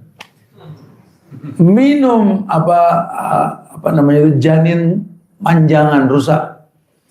Boleh kita makan daging nggak disembelih? Kebayang tidak? Ini kayak gini nih kita menganggap biasa. Ya. Padahal semuanya kerusakan. Nggak mungkin lah yang haram mendatangkan sesuatu yang baik ya. Dan banyak yang lainnya nih. Sehingga terkumpullah seperti itu. Makanya di zaman Abu Bakar ini Masya Allah terkenal sekali tentang kuatnya akidah manusia saat itu. Ya, untuk bisa membuka sabab Allah berikan kemuliaan buat tempat tersebut. Makanya di zaman Umar itu kan ketika beliau mengganti Khalid dengan Abu Ubaidah itu, Umar bilang, ini hidup bukan masalah menang atau kalah, itu takdir. Tapi bagaimana kita bisa mempertahankan akidah. Aku copot Khalid, aku ganti dengan Abu Ubaidah. Aku juga bukan orang bodoh. Aku juga tahu Khalid sama Abu Ubaidah nggak selevel. Cuma Nabi bilang Abu Ubaidah ini aminu hadhil ummah, orang yang jujur di umat ini. Sementara Khalid Saifullah, yang dibutuhkan perang di Yordan ini, perang melawan Romawi ketika pembebasan kota Palestina, ini bukan cuma strategi perang tapi akidah. Di zaman Abu Bakar dulu ini yang ditekankan dan aku menekankan ini, kata Umar. Bagaimana Allah kasih kita menang kalau kita berbuat syirik? Kata Umar saat itu, Umar, di mana kita berbuat syirik? Kau mengatakan di mana ada Khalid, di situ ada kemenangan, itu syirik. Ini strategi yang salah. Nah, kita gimana mau menang negeri ini? Lawang dukun di mana-mana. Ini bencana dukun yang dipanggil, bukan ulama yang dimodalin buat berdakwah. Di mana-mana kesyirikan. Kita datang sama teman-teman MBI kemana sampai kita ke Padang ya. Di sana kesyirikannya Masya Allah. Ya, dengar langsung dari orang-orang sana, ya bukan cuma jalur air baru karena hutan ditebang ya. Itu ya salah satunya itu. Cuma kesyirikan. Mereka bilang, pertama mereka mendengar Allah, ada dentuman di dalam bumi. Kemudian nggak lama rontok itu bukit, air jatuh. Dan rata-rata seperti itu. Di tiap tempat yang ada kesyirikannya Allah akan turunkan bencana. Ini yang mesti diluruskan. Gimana kita supaya meluruskan akidah nih. Abu Bakar tekankan. Ya, kelembutan dan ketegasan menyatu dalam badan beliau. Ya, tekad Abu Bakar ini Masya Allah. Cita-citanya tinggi, kepiawaiannya mengatasi berbagai masalah. Mengembalikan semua kepada Allah. Padahal beliau tuh kalau secara fisik lemah. Cuma kan kemenangan anugerah. Ya Allah berikan kemenangan buat orang yang lemah. Dulu ibu kita lemah. Suplemennya nggak kayak orang sekarang. Buru-buru olahraga ibu kita. Perempuan tua yang kecil fisiknya di tengah kampung bisa pegang 6 anak sendiri tadi. Sekarang ibu-ibu sekarang nge-gym, lari culture, main apa yang nggak main. Tapi lihat anak kemana, wallahu alam. Anak pada kemana bu? Wallahu alam. Iya, banyak yang mesti kita koreksi ini ya. Jadi fasilitas dunia ini membuat kita nggak bisa seperti kita yang dulu gitu lah. Taib ya, makanya kemuliaan Abu Bakar ini bisa menjadi penyebab dari kemuliaan yang banyak insya Allah ya. Begitu pula Abu Bakarlah nanti yang menginspirasi Umar untuk membukukan Quran. Karena banyaknya orang-orang penghafal Quran yang meninggal saat itu. Ya. Sehingga wajarlah kalau sampai Nabi ini mengkultuskan Abu Bakar sebagai orang yang terbaik di antara sahabat yang ada. Inna Allah ba'asani ilaikum fakultum kadabta. Faqala Abu Bakar sadaqa wa wasani binafsi wa malih. Makanya ketika kalian menghina apa yang kubawa, Abu Bakar percaya. Maka Abu Bakarlah orang yang tidak pernah mengatakan dusta kepadaku. Abu Bakarlah orang yang betul membantuku segenap jiwa raganya. Dan betul-betul kata Rasul, ya Abu Bakar, anta sahibi alal haud wa sahibi fil ghar.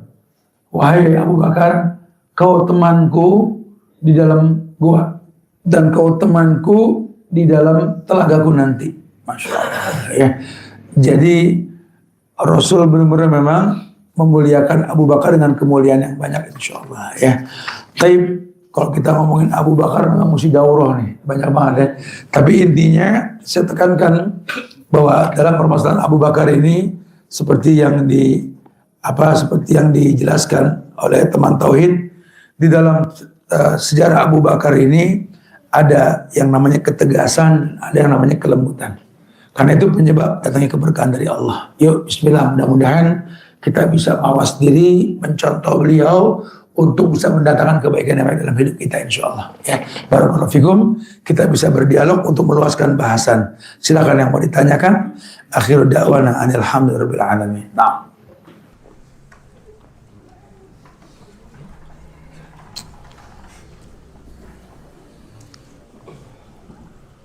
Bismillah. Ustaz, ada pertanyaan sudah kami kumpulkan Ustaz, jadi izin Anda bacakan. Silakan. Itu Ustaz langsung. Silakan.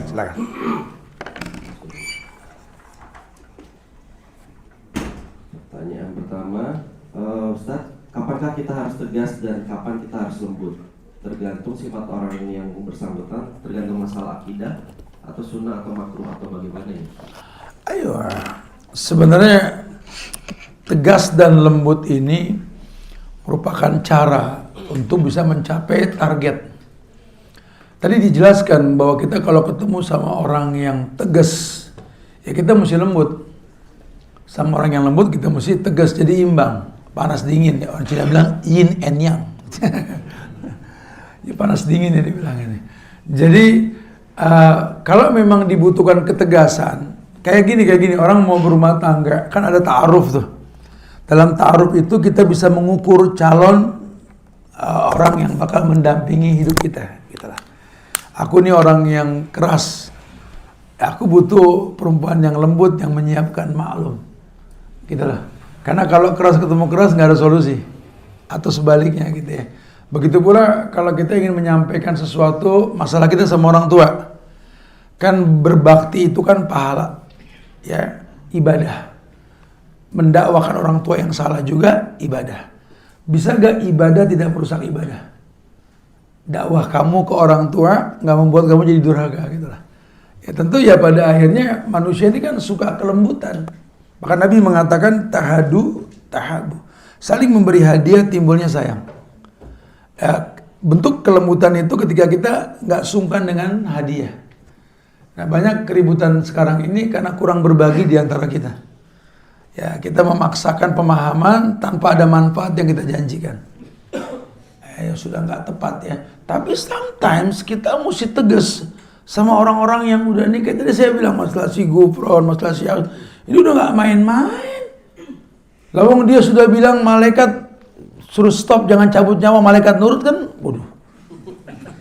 Ini nabi palsu dong kalau begini kan. Nabi aja nggak begitu gitu loh. Terus kita mau diemin. Jangan bercanda masalah akidah. Ayo kita ngocak boleh ya. Tapi kalau untuk ngelucu masalah akidah jangan. Ya. Tegas masalah kayak begituan. LGBT juga gitu. Jangan ya tayangan-tayangan malah memanfaatkan talent mereka buat bikin sebuah produk tontonan. Akhirnya anak-anak nular. Candaan-candaan kayak perempuan gitu ya. Padahal dia laki-laki. Itu mesti tegas. Karena Tuhan tegas. LGBT itu dibalikin tuh kota Sodom sama Allah. Hukuman buat LGBT cuma 3. Yang pertama penggal kepalanya. Yang kedua rajam. Yang ketiga ya ini suruh cari bangunan yang tinggi, banting dari atas. Tapi pemerintah ya, bukan personal ya. Kita nggak boleh sporadis. Mesti pemimpin. Ini menandakan Islam tuh benci itu gitu loh maksudnya. Nah kalau tugas kita bukan menghakimi, ya membenci tingkah lakunya.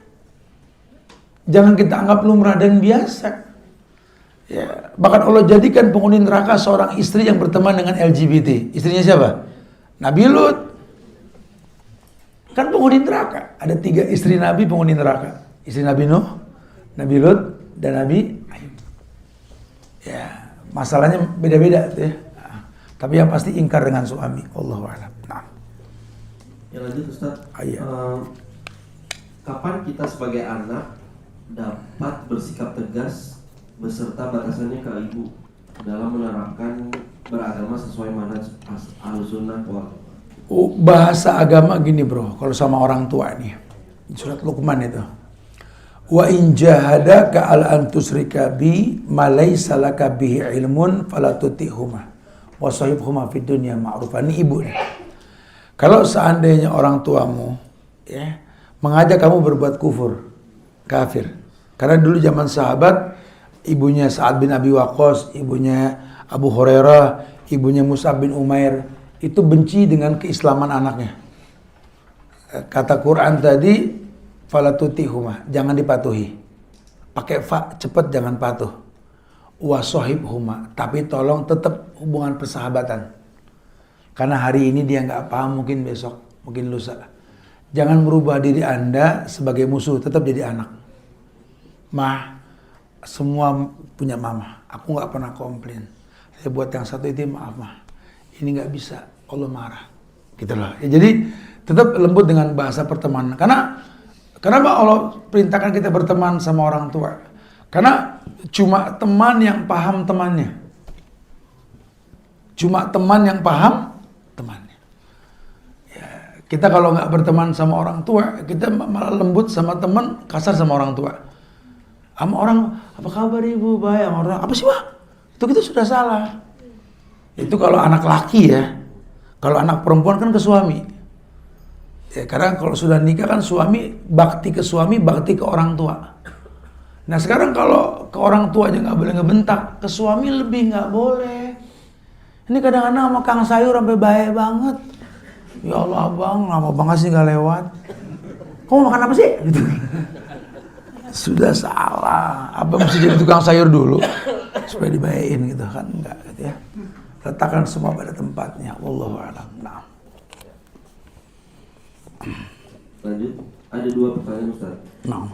Yang pertama, pada zaman kekhalifahan Abu Bakar ada perang Riddah untuk memerangi kabilah Arab murtad. Bagaimana bisa Nabi Muhammad SAW baru meninggal sudah banyak yang melenceng dari Islam? Ayo, memang manusia. Manusia kan sifatnya lakanud, kata Allah. Ingkar. Manusia itu punya karakter kebalikannya. Kalau memang akal nggak berfungsi, karakter binatang manusia itu timbul. Anas madaniyun bitabai. Manusia itu binatang yang berakal. Kalau akal sudah nggak berfungsi, jiwa kebinatangannya timbul. Makanya agama ngatur nikah supaya nggak sembarangan kawin. Binatang sembarangan kawin. Kok udah sawatnya timbul depan orang bodo amat. Gitu. Kalau berakal jangan, ada aturannya. Gitu. Nah hari gini kan banyak orang nggak berakal kan, di kuburan zina, di ini zina. Binatangnya timbul. Nah sifat binatang itulah yang tertundukkan dengan agama. Dan ternyata memang di zaman Nabi juga tetap ada orang-orang munafik. Itu pembinaan sih sebenarnya. Makanya memang kalau kita sudah mendakwakan satu tempat, dibina. Jangan dianggap nih orang kalau sudah hijrah nggak berbuat salah lagi. Tetap hukum asal manusia itu pasti berbuat salah. Kullu bani Adam khata. Setiap manusia itu pasti berbuat salah. Itu butuh pembinaan. Nah kita suka menganggap kalau kita sudah berdakwah, udah bener deh orang. Belum tentu. Dakwah itu berat, mempertahankan jauh lebih berat. Ustadz datang loh ke tempat aku Ustadz, kajian Ustadz, dakwakan Islam. Ustadz dengan kelembutannya nyampe, orang welcome. Habis itu gimana hubungan kamu dengan masyarakat? Karena tidak sedikit dakwah itu rusak karena pelanjut dakwahnya ini nggak sampai. Ya. Nah di zaman Abu Bakar ini orang ngelihat Abu Bakar ini lembut, nggak tegas kayak Rasul. Maka beranilah orang-orang murtad itu menonjolkan diri. Ya Al-Aswad dan Musailam Al-Kadzab itu kalau nabi palsunya itu ya. Cuman Abu Bakar mencari solusinya apa? Kelembutan dia ini mesti ada backupan tadi, Khalid bin Walid. Itu yang kita ambilnya di situ. Karena Abu Bakar juga manusia ada kurang lebihnya. Cuma survive-nya beliau itu dengan menguatkan batinnya dengan Panglima Khalid tadi gitu ya. Atau mungkin kita bisa mengarahkan nih kayak kita nih, masyarakat kan ngelihat langsung nih kejadian di negeri kita nih. Berarti next kalau kita milih presiden misalkan gitu ya, ya lihat strateginya begini. Wah ini kayak kondisi kayak gini sih kita butuh orang yang gini gitu loh. Nah kalau Anda berilmu milih, jangan ikut-ikutan. Hari gini orang nggak sampai ke sana mikirnya. Boleh saya pilih Wani Piro, kan ngasih duit yang kita pikir. Akhirnya yang memang pilihan kita ya mau bilang apa? Ya terima nasib. Sabar sampai 5 tahun yang akan datang. Ya harap-harap cemas. Ya kebayang nih. Kalau presiden meninggal yang mau gantiin siapa ntar? Lain kali cari yang muda. Ayo. Betul lagi lah. Bagaimana jika seorang ayah tidak ingin menegur anaknya karena tidak ingin ada pertengkaran di dalam rumah? Wallahu a'lam ya, kalau bahasa pertengkaran dihindari harusnya sih ya nggak ada masalah. Itu lebih pada dewasa ketika mengambil sikap. Karena tapi kalau nggak menegur anak ya salah. Anak ini titipan Allah. Balikin ke hukum asal. Anak yang dititipkan sama Allah ini manusia yang tercipta buat beribadah. Sehingga orang tua akan tegas masalah ibadah sama anak. Tegas bukan menyakiti, tegas bukan galak. Tegas itu ketika disiplin dengan waktu. Pokoknya sebelum subuh bangun, titik. Itu bukan galak, tegas. Mau uang jajan sekolah besok, ambil habis sholat subuh berjamaah di masjid. Bapak kasih. Ya ayah, kok iya? Udah pahala sholat subuh, dapat duit lagi. Ya, tegas. Gitu loh. Jadi bukan galak, nggak main tangan, nggak perlu kita mukul. Agama nggak didik kita mukul. Itu katanya 10 tahun kalau nggak sholat pukul. 10 tahun ulama mana yang bilang dosa anak nggak sholat? Belum balik. Anak 10 tahun belum balik. Nggak sholat pun nggak dosa. Tapi kenapa bahasanya pukul? Lihat sarahnya. Dorbut tarbiyah. Pukulan pendidikan. Lebih tegas dari pukulan. Kita kalau ke anak, jangan kata pukulannya. Kita bisa memeluk dia tanpa sentuhan. Pelukan tanpa sentuhan orang tua ke anak. Dia paham, iya paham. Itu batinnya kalau sudah begitu. Gitu ya. Jadi ya harusnya orang tua tegas kalau masalah sholat. Kita nih rapot merah kita bisa ngomel. Anak belum mandi kita ngomel. Anak berantakan sholat kita nggak ngomel. Kan kita butuh doa anak yang soleh. Bukan anak yang ganteng, bukan anak yang tajir. Gitu lah. Kita butuh anak yang soleh. Nah, anak yang soleh ini anak yang tahu setelah dia bersyahadat asyhadu an la ilaha illallah wa asyhadu anna muhammadan rasulullah, kewajiban yang kedua sholat. Nah, kalau kamu tidak sholat, ayahmu meninggal, waris tidak sampai. Jelasin. La yuwarisul kafir lil mu'min walal mu'min lil kafir. Tidak ada waris mewarisi antara orang kafir sama orang Islam. Kok orang kafir saat Nabi yang bilang al-ahdu bainana wa baina syirik wal kufur tarkus shalah. Yang bedain kita dengan orang kafir musyrik salat. Faman taroka faqad kafara. Yang ninggalinnya kafir. Nabi yang bilang ini. Kita nggak boleh gampang mengkafirkan, cuma itu fatwa Rasul. Bilang sama anak kita, kalau kamu nggak sholat, ayah meninggal, waris nggak sampai nak. Kebayang ya? Atau sebaliknya, anak memang orang kaya nggak sholat, dia belum nikah, kan harta balik ke orang tua harusnya. Tapi dia nggak sholat, nggak nyampe. Dulu ditarik ke Baitul Mal, milik negara. Hari gini dipaksakan, bala. Yang bukan hak dipaksakan tuh bala. Kebayang ya? Masya Allah. Ya, jadi banyak bencana ini karena tadi salah tempatnya, segalanya banyak yang salah tempatnya.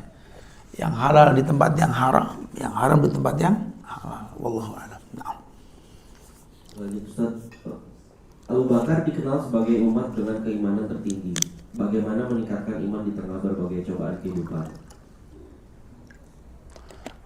Ayo, tadi kan sudah dijelaskan bahwa bagaimana cara Abu Bakar ini mengambil sikap di tengah keributan yang terjadi pasca beliau menjadi khalifah. Beliau mengembalikan semua kepada sunnah Rasul. Karena ada riwayat yang mengatakan gini, Maya'is minkum ba'di fasayara ikhtilafan kasiran alaikum bisunnati. Yang hidup setelahku nanti, kata Nabi ini, akan melihat khilaf, perbedaan yang banyak. Tapi beliau nggak tinggalkan kita dalam khilaf. Dia mengatakan, alaikum bisunnati. Kembalilah ke sunnahku. Abu Bakar mengembalikan itu. Bagaimana? Yang pertama menanamkan akidah, meluruskan akidah. Yang dihantam pertama kali sama Abu Bakar apa? Orang-orang murtad. Ini cikal bakal kerusakan ini. Ya kayak di kita ini ada partai-partai yang isinya PKI ini, orang-orang nggak jelas. Hantam yang begini harusnya. Ini provokator ini nanti. Ya, di dalamnya ini orang-orang kacau semua masalah agama. Ya, mereka memprovokasi untuk bisa mendirikan paham yang mereka yakini. Harusnya presiden kayak gini-gini tegas nih, kayak dulu Pak Harto kan, pokoknya kalau PKI musnah karena paham komunisnya ini. Ya, mereka meyakini bahwa manajemen komunis Soviet saat itu menang, memegang dunia. Ya, mereka menganggap ya, bahwa pemahaman komunis adalah sesuatu yang baik lah. Tidak ada kebaikan tanpa Tuhan. Lo kita cuma ideologinya doang, harta ideologinya. Dulu tegas, bantai habis. Sekarang kan dibiarkan. Kenapa? Karena hari gini pemimpin butuh follower. Hatta orang gila pun kalau bisa jadi follower pun diterima hari gini. Ya, ini kan bahaya sekali kan. Jadi kita udah nggak profesional lah dalam masalah seperti ini. ya timbulnya kerusakan nantinya. Jadi intinya cara Abu Bakar di tengah kreditnya ujian ini balik ke hukum asal tadi, alaikum bisunnati, kembali ke sunnahku. Atau zaman kita nih wa sunnatil khulafai rasyidin al-mahdiyyin, atau kembali pada sunnahnya khulafai rasyidin al-mahdiyyin. Addu alaikum bin nawajis, gigit hukum dengan geraham. Walaupun mesti sendiri nggak apa-apa lah. Kita berbeda dengan 100 orang nggak apa-apa, asal nggak berbeda dengan satu orang namanya Muhammad sallallahu alaihi wasallam. Ya, Allahu a'lam. Taib. Lanjut Ustaz. Nah.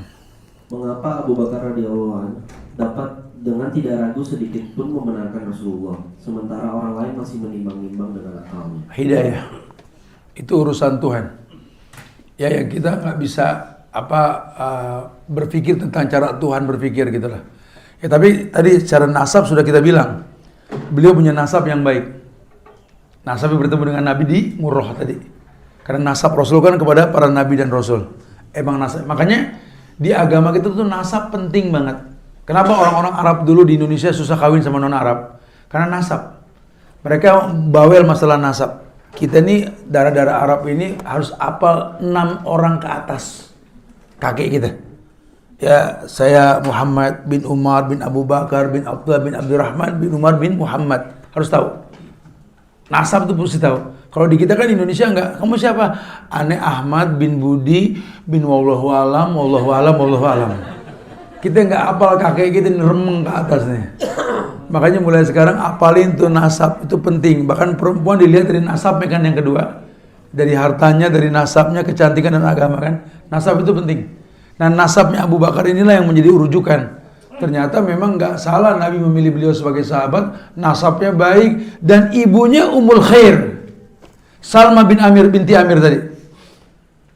Ibunya ini perempuan yang banyak kebaikannya. Makanya wajar lah kalau ibunya baik, anaknya baik itu wajar banget.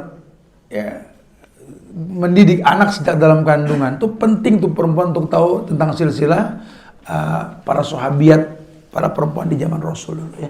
Wallahu a'lam bishawab. Nah. Lanjut Ustaz. Afwan izin bertanya Ustaz.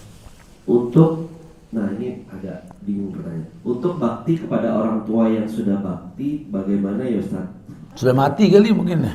Tulisannya sih bakti Ustaz. Mungkin cara berbakti kepada orang tua Ustaz. Iya ya. Iya, kalau kita memang punya orang tua, kita mesti tahu itu anugerah yang Allah kasih ke kita. Yang kita miliki ini cuma titipan. Dan Allah akan menitipkan dengan alasan. Salah satu alasan Allah titipkan kita akan dunia ini orang-orang yang memang dapat ridho orang tua.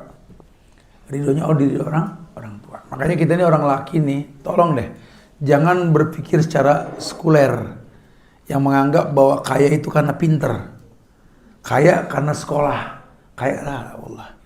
Cukuplah lihat orang-orang tua kita dulu, dia nggak sepinter kita, sekolah juga nggak setinggi kita kok, tapi masya Allah ya, bangkainya ngasih waris. Bangkainya ngasih waris. Lihat orang-orang sekarang dengan titel yang dia miliki, bahkan lupa ini mau Ramadan, orang tua nggak ditanyain.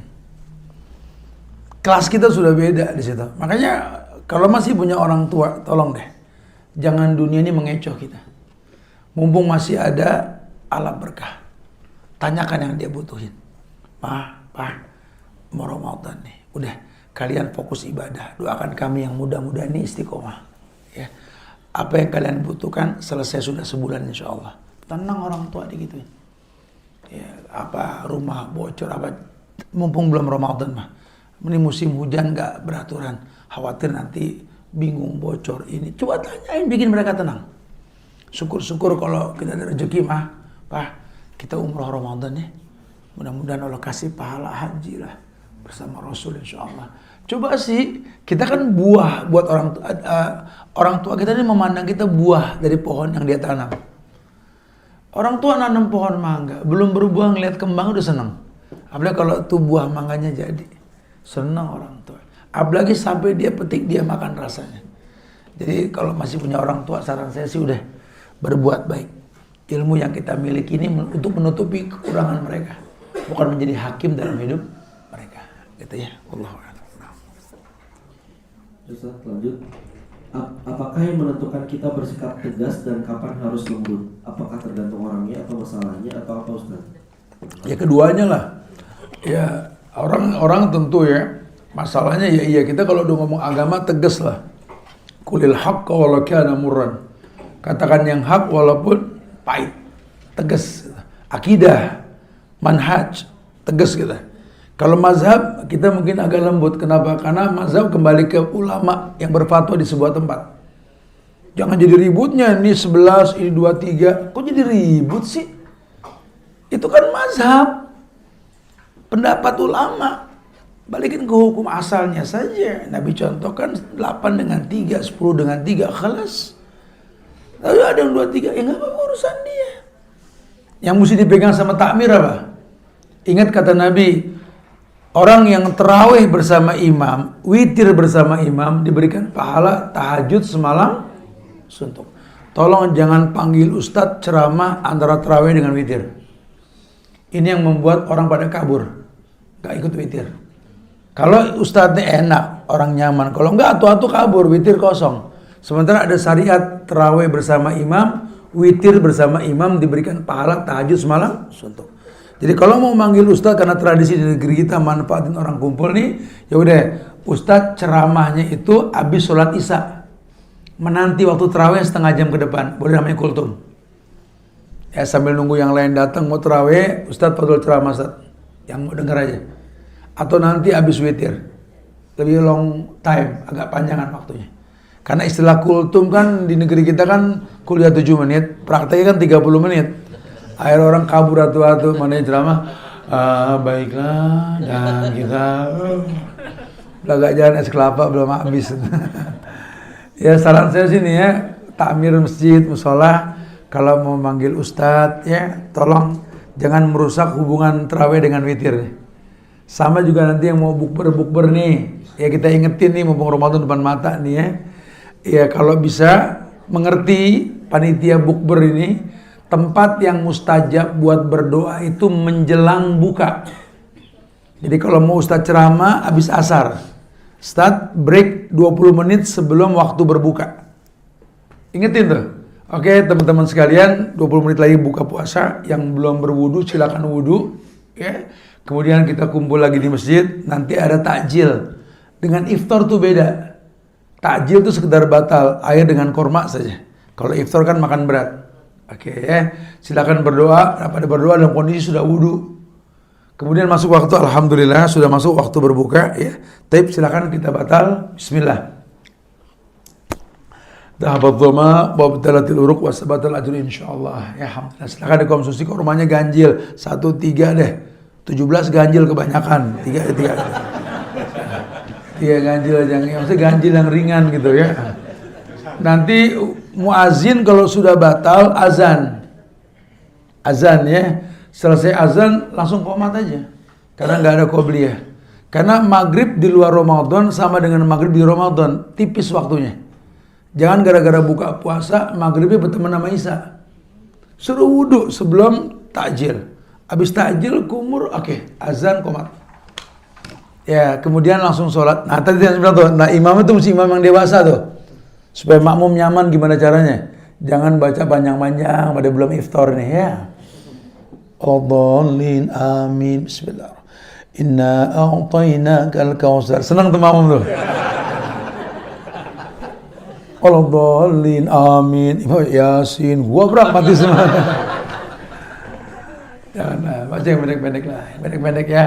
Selesai, ayo iftar boleh. Kayak begitu tuh kan sebenarnya hal sepele ya. Cuma di kita, Masya Allah. Ya, udah gitu lucunya kita nih tiap puasa patokannya azan. Mesti dilurusin nih. Dari mana azan patokan buka puasa? Azan itu buat sholat. Sejak awal turunnya perintah azan tuh, hayyalan sholat, mari kita sholat. Bukan hayyalan takjil. Jadi muazin dulu suruh batal dulu, baru azan. Di kita mah enggak. Yang ditanya, udah azan belum? Udah azan belum? Mati lampu. Kalau 1 jam nggak kedengeran azan, lu sakit mah nggak buka-buka akhirnya betul. Buat apa ada jadwal berbuka? Ya lihat jadwal ya. Oh hari ini jam 6, berarti jam 6 ingetin tuh. Kalau bisa yang kena macet apa nih 5:30 udah nyari masjid aja lah buat fokuslah berdoa. Karena mustajab doa tuh menjelang buka. Ini kita ngabuburit malah belanja. Patokan udah ajan belum. Berantakan semua kita ini. Makanya mudah-mudahan dari musola kita ini, masjid ini, kita awalilah ilmu lah dalam berpuasa nanti insya Allah ya. Dan teman-teman nanti mungkin yang buka bukber dengan keluarga, ingetin. Jangan sampai gara-gara bukber, maghribnya ini terbengkalai. Jangan ya. Buka puasa, takjil itu wajib, mempercepat. Iftarnya sunnah, sholatnya wajib. Yang wajib itu takjilnya, bukan iftarnya. Iftar itu tambahan fariha ida aftar, bikin orang senang kalau iftar, makanan yang enak, warna-warni itu. Tapi takjil yang wajib. Makanya insya Allah nih, kita juga sudah siapkan air dan berapa. Nanti yang mau donasi, mau ini, kita sudah pengen Jakarta ini rata, kita bagi takjil secara gratis. Syukur-syukur bisa kita kirim sampai ke Sumatera nanti insya Allah. Ya Allah alam. Nah. Lagi Fadal? Fadal lagi sampai menanti waktu Fadal. Nah. Bagaimana cara mengajarkan dan menjaga anak-anak kita agar tidak salah dalam belajar Islam karena tontonan di sosial media yang tidak bisa kita saring.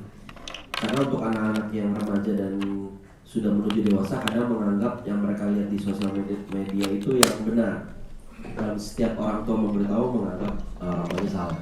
Iya, ini kita nih abis zuhur nih saya ada daurah sama anak-anak Gen Z di Pondok Indah nih ya.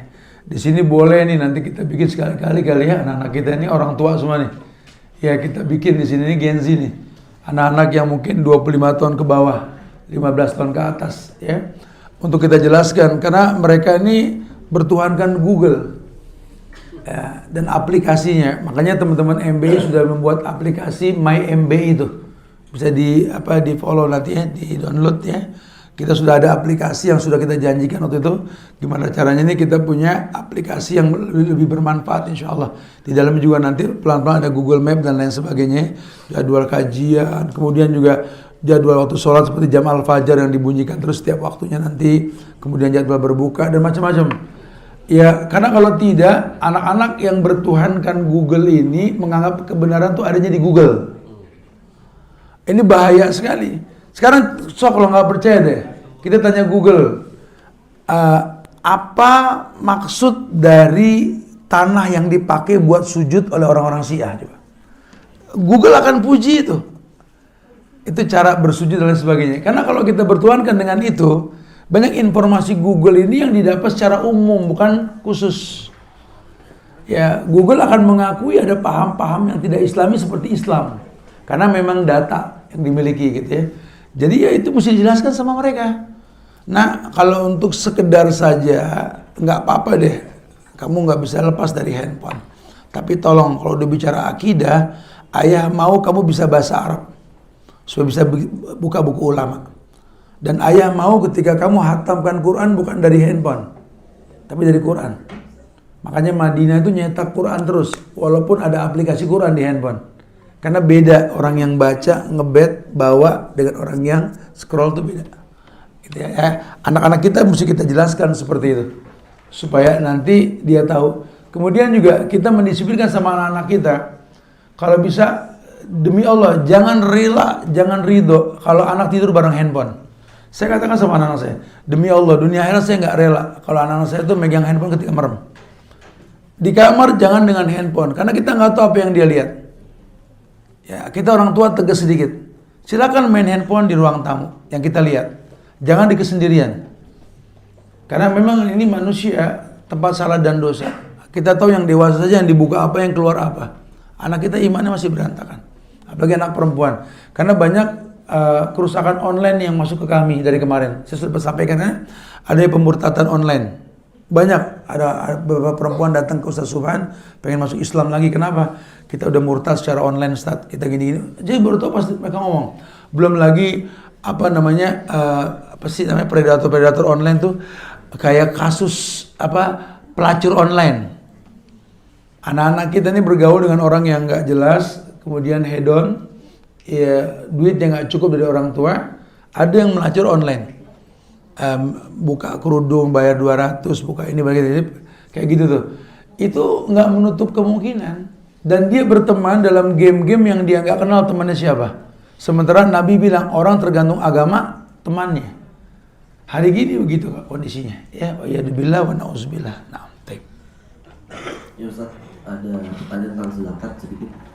Apakah kita boleh memberikan zakat secara langsung kepada mustahik atau harus melalui amil zakat? Lebih baik mustahik langsung lebih berasa. Tapi kalau kita nggak kenal mustahik, ya ada panitia lah. Namanya amiluz zakat. Orang yang berhak dapat zakat juga. Wallahu a'lam. Nah. Dua lagi Ustaz. Baik. Apa salah saya menegur suami yang terlalu tegas dengan anak perempuan?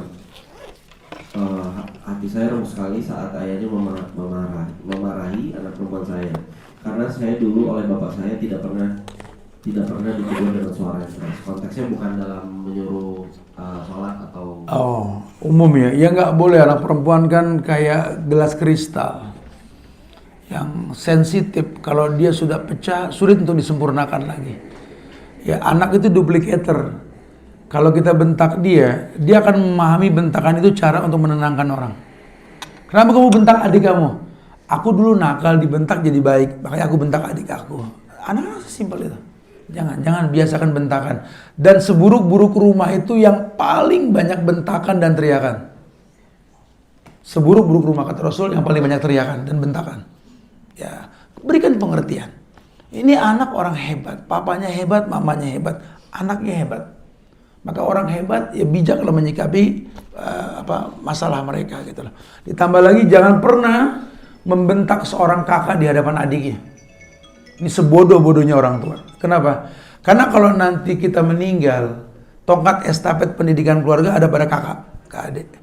Kalau dari awal kita jatuhkan harga diri kakak di hadapan adik, kita bodoh. Tapi kalau kita mau ngomel sama adik, kakak panggil, dia cara ngomel yang betul. Itu tarbiyah dalam rumah tangga. Allah musta'an. Nah. Terakhir Ustaz, Baik. jika Abu Bakar rela kehilangan segalanya demi Rasulullah, kita sebagai umat akhir zaman, apa yang membuat kita tidak mempunyai ketaatan seperti beliau? Iya, karena kita tahu merupakan, tadi kan ayat dikatakan, telah ada suri teladan yang terbaik pada Rasul sallallahu alaihi wasallam.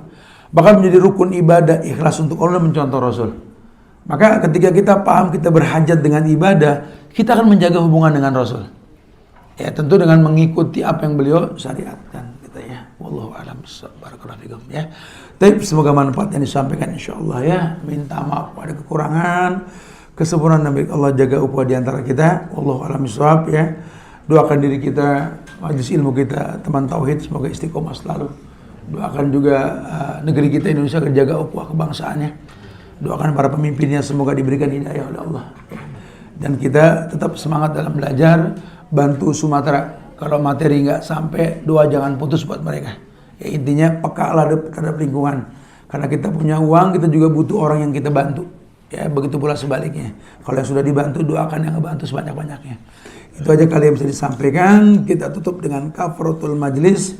Subhanakallahumma bihamdika asyhadu an la ilaha illa anta. Assalamualaikum warahmatullahi wabarakatuh.